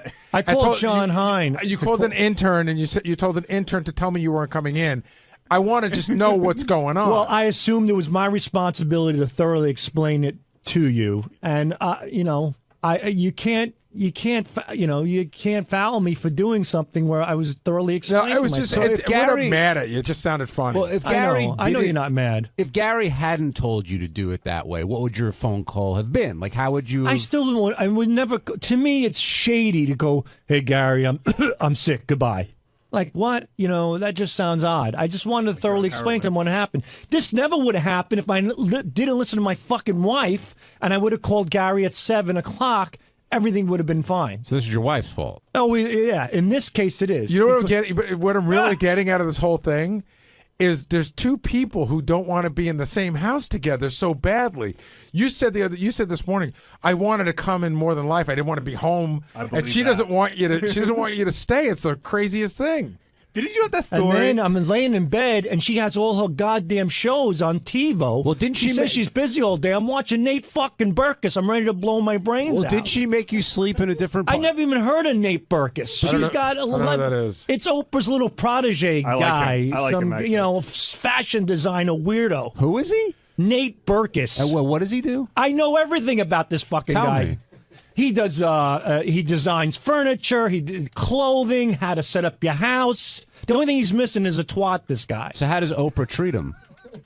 How does Oprah treat him? Yeah. I said, where the fuck did this guy come from? My wife goes, this is Oprah's guy. Oprah, like Dr. Oz was discovered by Oprah. This guy is the Dr. Oz of furniture and frilly shit. And so I'm watching this Nate Berkus stuff. Do you think he'll like this Nate Berkus guy is going to succeed? Oprah? He is successful. He's no, why? What? tremendously- What, did Oprah tap him? What is he? Who the fuck knows what he is? He's a male Martha Stewart. That's what he is. He's a male Martha Stewart.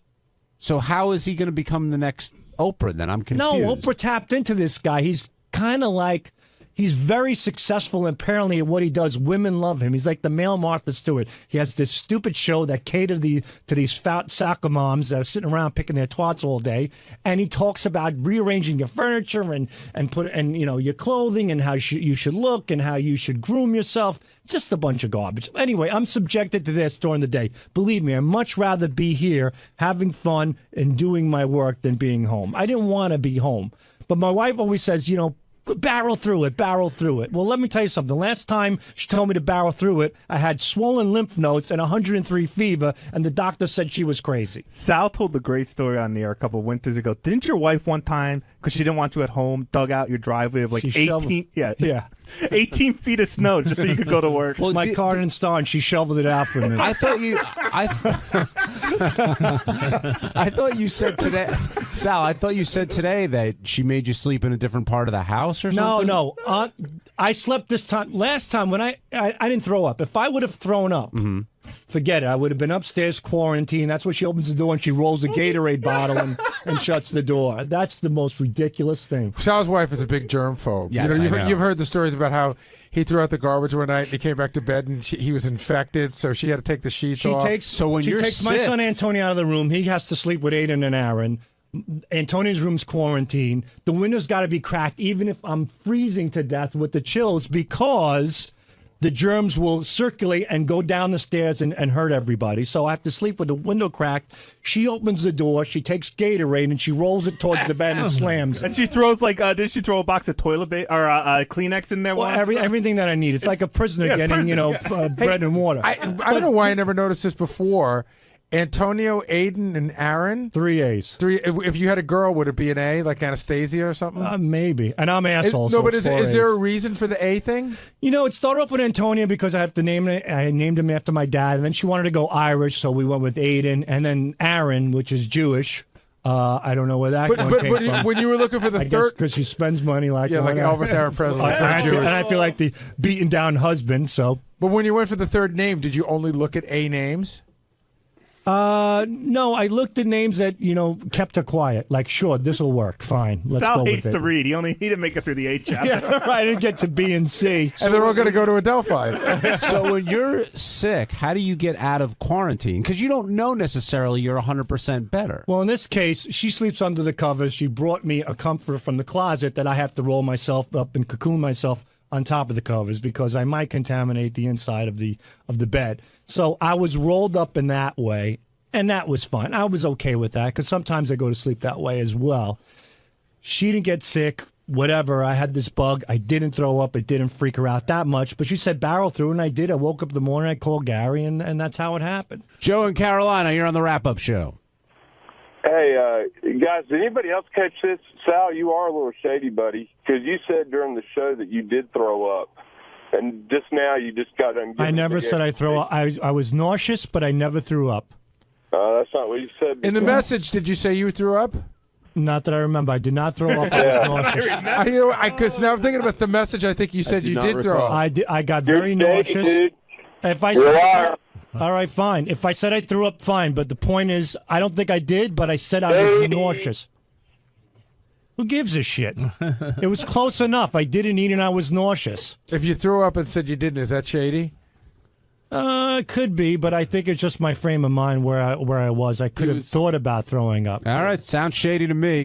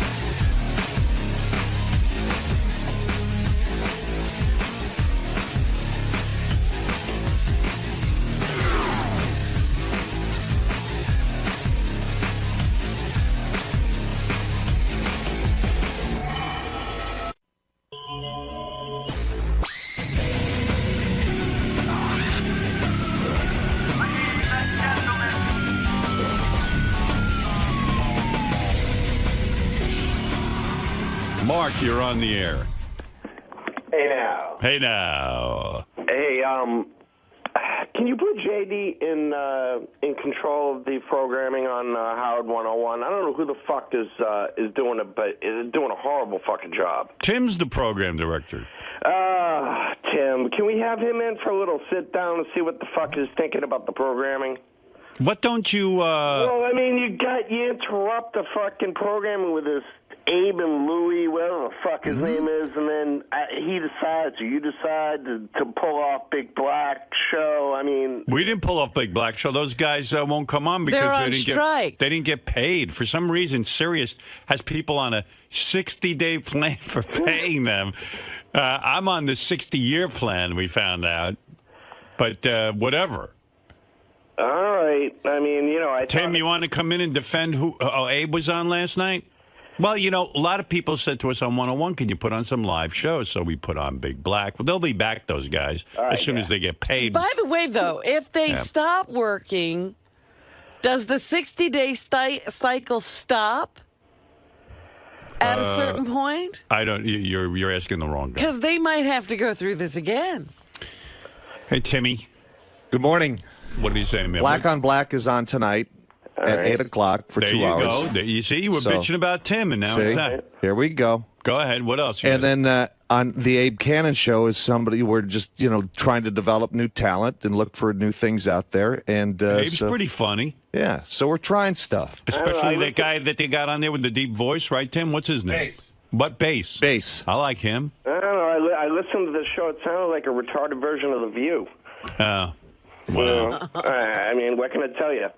All right, so then you tune over to 100 and listen to our replay. Exactly. I mean, what about Sal and Richard? They got enough material to fill a fucking time slot. You want to hear Sal and Richard? We'll give them a show. Please. All right. I guarantee there'll be complaints about that. Right? You give Sal and Richard whatever a show. you do. Whatever you do, someone's going to complain about it. Hey, by the way, yes, sir. You got to learn how to spell, bro. What did I spell? What is the word? First of all, a couple of things. Well, you first of all, misspelled. let me tell you. No.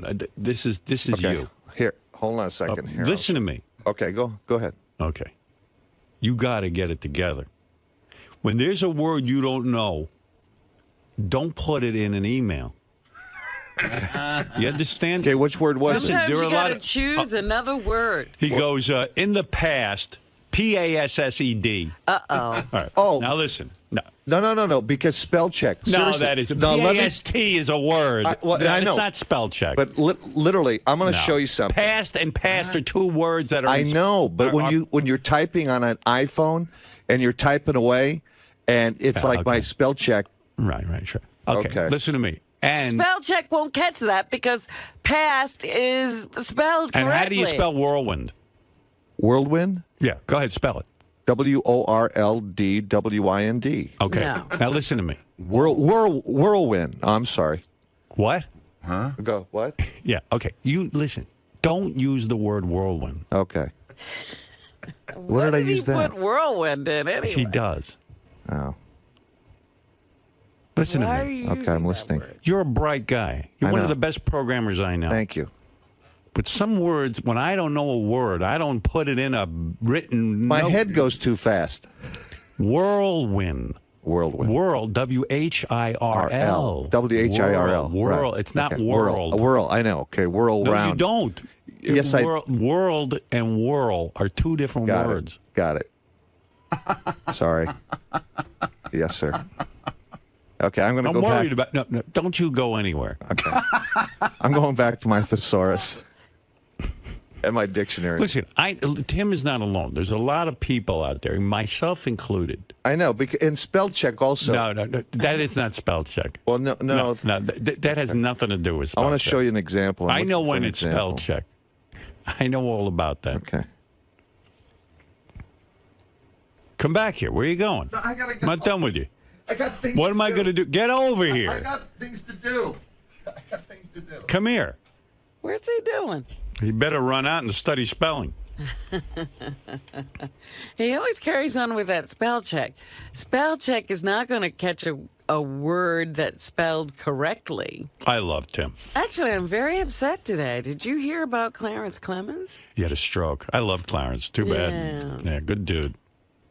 Really, every time he came in here, it was great. But, and when he would fawn over you, it was the greatest, because you'd be, oh, thank you. You know when a chick's not into you, and you're like, I want you to call me when you're in the tub. And you're like, thank you. You're the face of an angel. Thank you very much. You know. I love to cook. Oh, we'll have to make that happen in the year 2057. Poor guy never even got to cook for you. Robin's probably tearing off in her car. He almost ran out of the room. But, yeah, he had been in failing health for a while. Yeah, he's been having some trouble. They were saying last year, I guess it was, that would be his last year touring with the E Street Band. He used to sit most of the concert on stage. He had 2 hip replacements and all kinds of things were going on. So they said he had a stroke, and I don't know what that means, but... What do you mean I don't know what that means? I mean, I don't know if it was mild or very, very... intense stroke. You know, there's all varying degrees. Well, they said he was seriously ill. No, you know, that sounds like in a coma kind of thing, right? I mean, I don't know. Just says that it had a big effect. Oh. And we don't know what the long term of it is at this point. Guy. Robin's so cold that she would just be like, now you're a vegetable. I love vegetables. All right, I'll marry you. Poor Clarence. That sucks. You know, getting old and like something like that happening just blows. You know why? Because now he's at the mercy of like everyone, like the hospital and. Yeah, your life is turned over and put in the hands of everyone. Other people. I hope he's okay. I once saw a movie. A guy had a stroke. All he could do is blink one eye. Everything else, he was fucking frozen. And he wrote a whole book blinking his eye. You see this movie? You told me about that Holy movie. I said, mackerel. why would I want to go see that? You know what? If you feel like hanging yourself and you're just not depressed enough, just watch this movie. I don't know why people watch depressing things This like movie, that. this guy had a great life. He's hanging out. He's got a girlfriend. He's got a sports car. He's got everything going for him. He's got a young kid, blah, blah, blah. Driving along. Oh, I don't feel so good. Boom. Next thing you know, he's in the hospital. All he can do is blink one eye. Everything else is completely shut down. Yeah. He can think complete thoughts. His mind is intact. Mind is racing along. Yeah, but all he can do is blink one eye. And he's all freaked out and everything, and he's locked. He can't talk. He can't do anything. Can't tell anybody anything. If he's got an itch, he can't even scratch it. I know. So he starts blinking, and they say to him, okay, blink once for letter A, blink twice for the letter B, and so on and so forth. Z, of course, is 26 God, 26 blinks. blinks. Yeah. Forget it. This guy, so he decides to write a book. By the way, the book had I don't think it had any Z's in it. As far as I can remember. The word zebra didn't appear. Yeah, he just stuck with the first 7 letters. He changed it to striped horse. But this guy starts blinking. And can now imagine the tedious. Like, okay, the first word.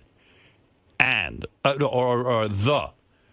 Here we go. There's T. T already is, way up there.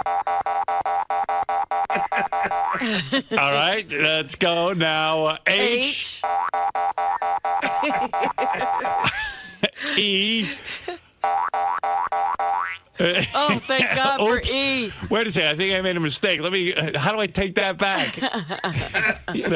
Where's my spell check? Can you imagine this guy? He's blinking away, and it gives him purpose, Well, what else is he going to do? He's laying there all day. Might as well blink a book. I think if he smacks his head into the wall, it means go back and delete a letter. I mean, I said, I don't even know how he's doing this. And this woman, these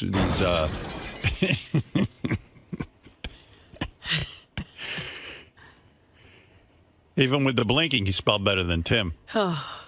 We have a couple of notorious bad spellers. Who else is a bad speller around here, Gary? Well, Sal, Sal's pretty bad. Sal's the worst. Yeah. Tim could beat him in a spelling bee. And Steve Brandano could. Oh, no kidding. Yeah. Where did Steve go to college? UMass Amherst. Yeah, that's got to be an easy school then. Sal says he's smarter than Tim. Nah, Sal, Tim come can here. beat you. No way. Sal, you're the worst speller I've ever seen. Not a chance in hell, buddy. Yeah? Why do you always say you're smart? Because I am. You always run into trouble with that. Trouble. Trouble. Nice. NICE. Oh, wow. Forensic. Robin. SHUTUP. Forensic. Forensic. FORENSIC. I think that might be right. It is. Whenever Tim's ready, I'll do it. Whirlwind. WORLD. Oh. Whirlwind. WHIRLWIND. He just heard you do that. Yeah. No. I think it's whirlwind. No, it's with a D. Whirlwind. It's wind with a D. Yeah, A wind whirlwind. whirls. I don't know, but I would avoid that in an email. Like, I know I'm not clear on that one. I know whirl, WHIRL, but I wasn't sure if it's win or wind. So, you know what I do? I go, fast, F-A-S-T. I know that word. You read my books, there's no big words in them. Because what the hell? Where am I going to come up with a big word? Why bother? Why bother? I have a very limited vocabulary, and I stick to it. That's it. Why would I try words I don't know, especially in email? All right, we'll have a spelling bee between Sal, Steve Brandano, and Tim. Winner gets to keep his job. Sal, rendezvous. He's probably not there. Rendezvous would throw him right over the edge. That's a hard word. Here he comes. Come on, Sal. If he gets Sal's going to spell rendezvous? He gets rendezvous. Then he doesn't even have to be in the spelling go, bee. Sal. Rendezvous. RENDEVOUS. Where are you shaking? Because I want to get this right. Sal's actually, Howard, he's shaking. No, I'm all right. He's shaking because he's in a bad marriage. You didn't even get Marriage. CUNT. Oh, wow. Oh, boy. Only kidding. Yeah, no, you're not. Marriage. I'm FUCKED. All right. Would you be shocked to find out there's a Z in rendezvous? I put a Z in there. No, you didn't. No, you put an S. Yeah, RENDEVOUZE. No. All right, here's an easy one. Scissors. SCISSORS. Very good. Thank you, pal. Rhythm. Rhythm. RY. Oh, rhythm. RHYTHM. Wait, rhythm. RHYTHM. RHYTHM. All right. Final answer. All right. That's wrong. No, it isn't. No, he had it right. Isn't there an N at the end of rhythm? No. No. You're at the wrist, jackass?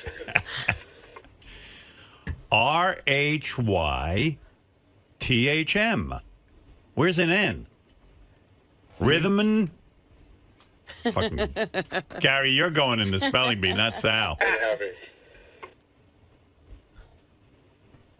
No, look. Gary's looking for a computer that will somehow find an N at the end of rhythm. Doesn't exist. Gary, what are you thinking?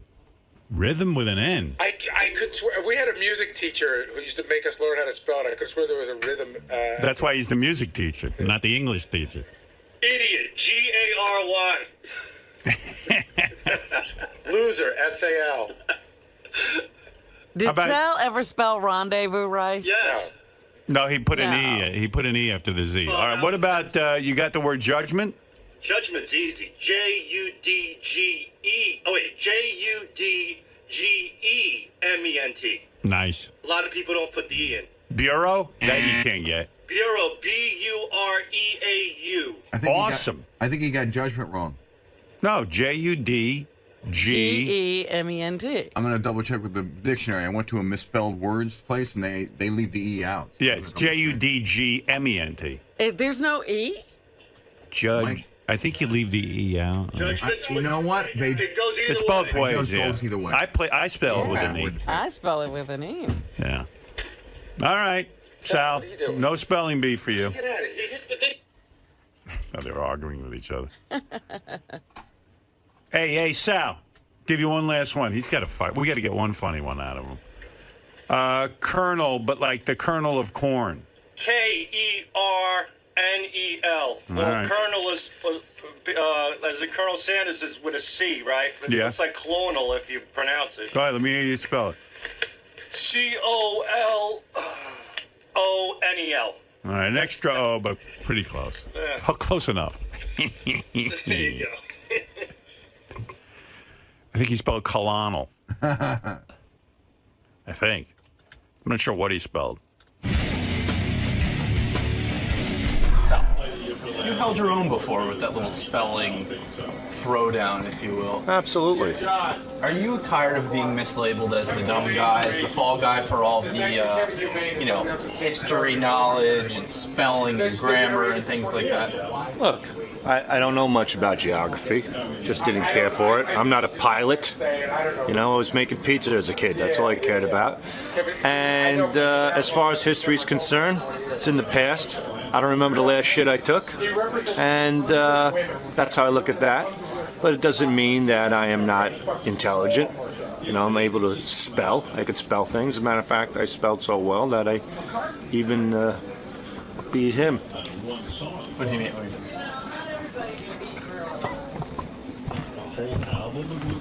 Well, when I spelled rhythm, Gary thought there was an N in it. Are you fucking kidding me? I mean, that is stupid. That right there is stupid. An N in rhythm? RMTNHYN. Rhythm. You know why I think it's rhythm? Because the way his tongue rolls over his teeth, he hears an N. It's rhythm, boy. Rhythm. So. But oftentimes that's Gary's failsafe, is that when you're ripping on him for maybe some incompetency that's happened during the process of the show, he always goes to your brain power, your IQ, your alleged stupidity. And he has a 122, and I had whatever I had. It was decent, I'm sure. But I even beat him in the spelling. Twice, as a matter of fact. There was another word, too. No, you got it wrong, but I got it right. So, yeah, I'm pretty good with my spelling. I'm pretty confident about that. Does it fire you up a little bit when you're the constant fall guy for these types of games? No, I mean, who wants to be reminded, oh, you know what, here's a situation where we need a retard, call Sal. That doesn't really fire me up, but it was a good opportunity for me to prove that I can indeed spell. I could do a lot of things. Things that you don't know about. Things that you'll be hearing about. I could change the world, my friend. I believe you. One letter at a time. You just got to get in that rhythm. RMTYTHN. Rhythm. Rhythm, boy.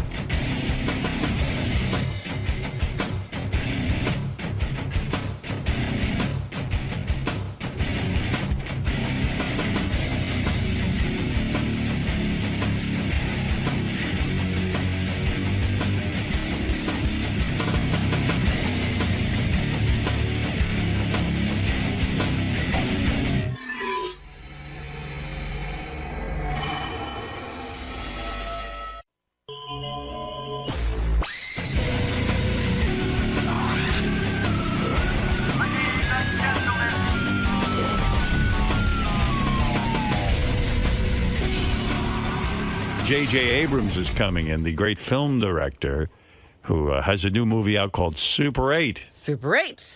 Super 8, getting very, very good reviews and, whatever. When is he coming in? Around 8-ish. Okay. Something like that. We'll talk to him. His wife's very attractive. I met her out in L.A. She came over to Jimmy's house, and then we had dinner. You and his wife? Yeah. I said, do you mind if I go to dinner with your wife and not you? But an extremely attractive woman. Really? Yes. Why are you saying that? Like, he doesn't deserve her? He absolutely doesn't deserve her. Look at him. What are you talking about? JJ's not a real good-looking guy. He knows Well, it. he's very talented.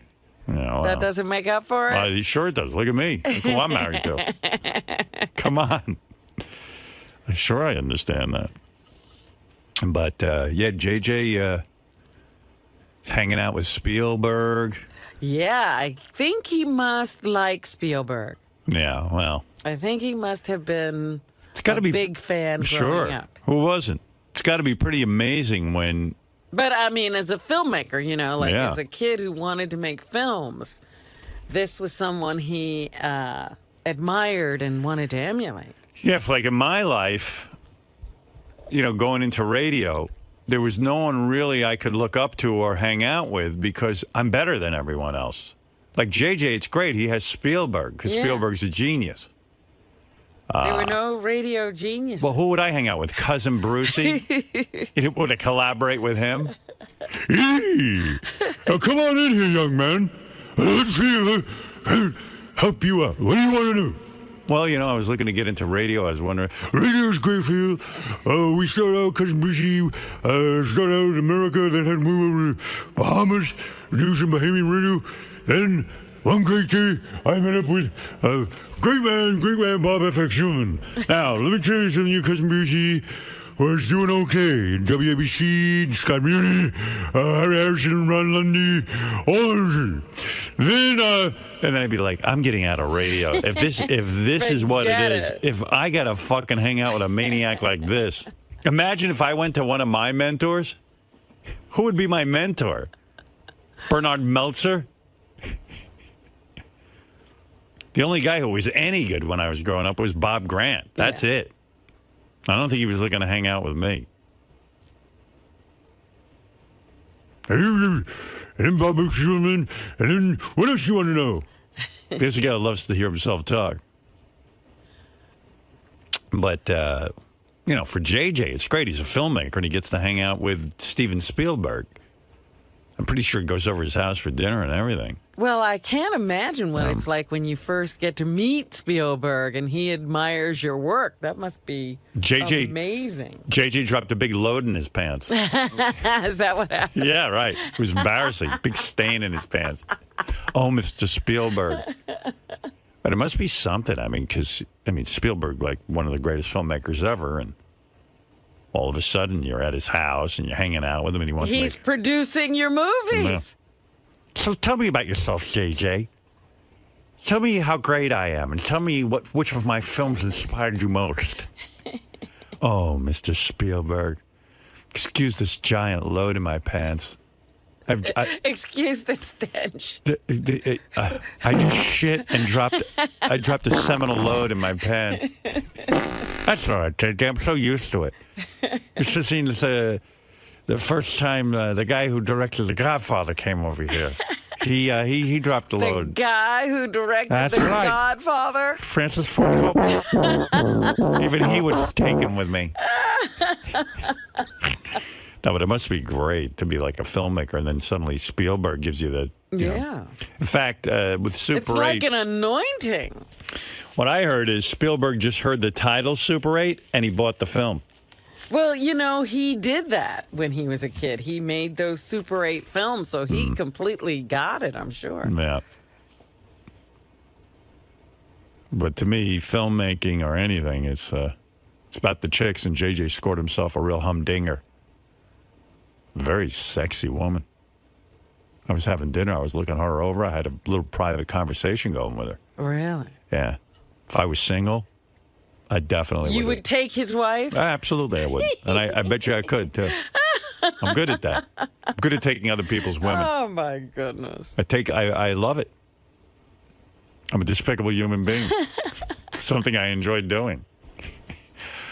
Must have been something about me as a child where I wanted to get between my parents. Is that an edible thing that's Yeah. still going on? Yes. So any powerful man you want to Yeah, I want to take his away. woman? I want to take his woman. Yep. Very edible. And edible. So there it is. But very terrific. And we will see JJ in here in just a few minutes. And we'll talk with him and we'll find out how great his life is. Hey, good morning, JJ. Hey, how are you? Welcome back. Great to be back. How's it going? Pretty good, you? Not too bad. What have you been up to? A lot of walking backwards. Am I following you? Yes, please. It's been my life. Really? For a long Can you time. do this without even looking? Yeah, it's really pretty crazy. Oh, now you see. Now you're going It's a forward. skill that's. Yeah. I don't know if the skill can really translate into other aspects of my life, but. Have you thought about becoming a Steadicam operator? That's true. They're bigger than that camera, though. I know I'd have to adjust to the weight, but. Where should I go? Anywhere you'd like. I'm good here. So Super 8. Your Yes, new sir. movie. And of course you come back to talk to Howard. I mean, you're a huge fan of this show. I am? I remember you being a big fan when it Of came course out. I am. No, I love the show. You kidding me? It's my favorite thing. So you're well I always ask to be on the show. How's it going? They don't put me on the show. I'm like, what about Howard? They're like, all right, at least you want to do Howard. I'm like, what do you mean if I want to do Howard? I'm in New York. What else am I going to do here? So I'm always happy to be back.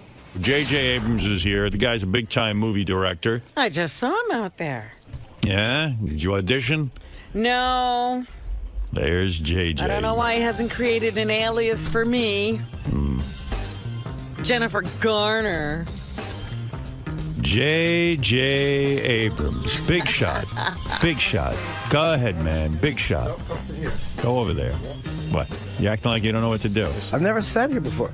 You haven't? No, I'm always You went to the show. No, No, I didn't. I did? Yes.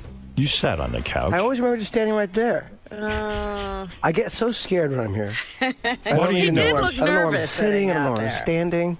What are you nervous about? After all your success, why are you nervous? I don't know. I'm not. Now I'm much more comfortable. Are you nervous on a movie set when you start a new movie? Sometimes. Yeah? Yeah, he shit his pants when he made Super 8. No, there are times when, like on Star Trek, where I was like, what the hell are we doing? I was like on the huge set, and I thought, this is. Do you really know what Crazy. you're doing? Fucking disaster. No, but do you really know what you're doing in the sense, okay, you dream up the script and everything, but when it are you like a photographer? Do you understand visual? I mean, special effects movies and stuff. I can really, you want the answer? 'Cause Yeah. But the thing is, it's sort of, just interrupt me the second it's boring. So interrupt me now. Okay, go ahead. You get there and you think, well, I think I know what I want.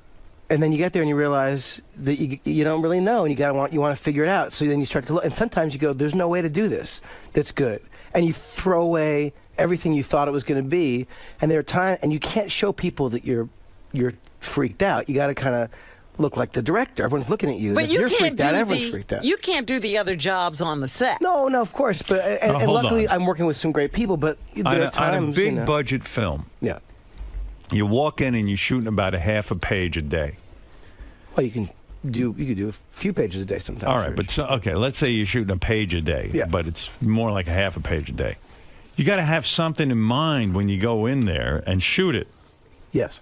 Okay, so you go in, and then it's a scene that involves like a train derailing off of, it's a big special effect. Right. Don't you have to call in some guy who knows what he's doing? Like, because you can't possibly know how to do all that stuff. Now, here's the thing that as someone who grew up, the sort of, film geek kid who loved that stuff, I was always reading about how that stuff was done. So I know enough that I can talk to those guys and say, here's how I want to do that. And then most of the time they'll say, well, what about this? And they'll propose something I wouldn't have thought of, which is great. But, even in Super 8 with the train crash, I didn't storyboard the train crash. I wanted to kind of go there and figure it, and I knew we could figure that out. What do you mean figure out? Figure out what angle it's going to be shot at? Yeah, I mean the certain things you have to plan and previs and do little cartoon versions of the scene, so that everyone knows what the hell's going on, like what they're going to build and what we're going to do on green screen, what we're going to do live action and real. Right. And so you do that, but on some scenes like the train crash, I knew it was going to be kids running and train cars flying and explosions. So I talked to the special effects guys and said, look, here's where I want to do explosions. Here's where I want the kids to be so they're safe. And then this is where we're going to figure out what the angles are going to be. And a lot of it, honestly, for the train crash was kind of seat of my pants figuring out what was going to happen on the day. And then what do? Do you shoot it from every angle? Do you shoot the kids running from every angle so that when you get into yeah, how many times do you crash this train? Well, the kids, I mean, you know, these were kids who had never, a couple of them had never been on the set of anything, and this was like a dream for them. They were just running through explosions. They were like having the time of their lives. Did you audition these kids? Oh, yeah, like crazy. And some of them were first-time actors? Yeah, 2 of them had never been on the set of anything. The first week, the main kid looked at the script. When you make revisions of the script, there are those little asterisks on the sides of on the side of the script that show you where the revisions are. And the kid the first week looked at the script. He's like, "Are these stars for decoration?" Now, you like that? I thought it was fantastic, but I also thought, holy shit, this kid doesn't know anything. He's never done any of this before. So Wait, you had auditioned him, right? Oh yeah, and he was really great and naturally, sort of easygoing and talented, and he could do stuff. But he didn't know. Do the mothers come on the set with these kids? Yeah. They're all fucking annoying, right?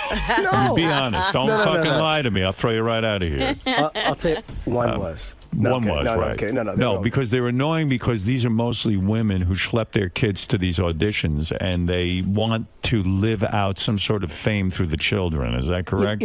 I'll tell you something. Most of the kids who came in who we did not even consider were kids who had exactly those parents. Who had the stage mothers. But here's the thing. Those kids were the kids who came in, they were like, okay, so how do you want it? And you're like, what the hell? That's not a kid anymore. Disaster. Right. Yeah. The kids who we wanted were kids who were kind of unassuming, who didn't have stage parents, like literally like this. Who look like real kids. Yeah, who were real kids. Like the main kid we got, he lives in Moscow, Idaho. Right. The kid, would never been in anything. His parents would drive him once a month to Seattle for an acting class. Like, it was just like he was a kid who just wanted to learn how to do it. Right. So his parents were just like nice, sweet people. So how do you find that kid? I mean, the parents schlepped him around, right? Oh, no, what happened was because he had this little acting class, and I guess our casting directors had been looking for, thousands of kids, and they sent to various states, they contacted people to say, look, if there's anyone in any acting class, any acting school. So this acting teacher said, well, there's this kid who comes in once a month who drives in from He's Idaho. pretty good. Yeah, they sent him. So the kid didn't even have an agent? No. They sent a video, and he was great. Do these kids make a lot of money from a movie like this? I mean, doesn't a movie like this wreck their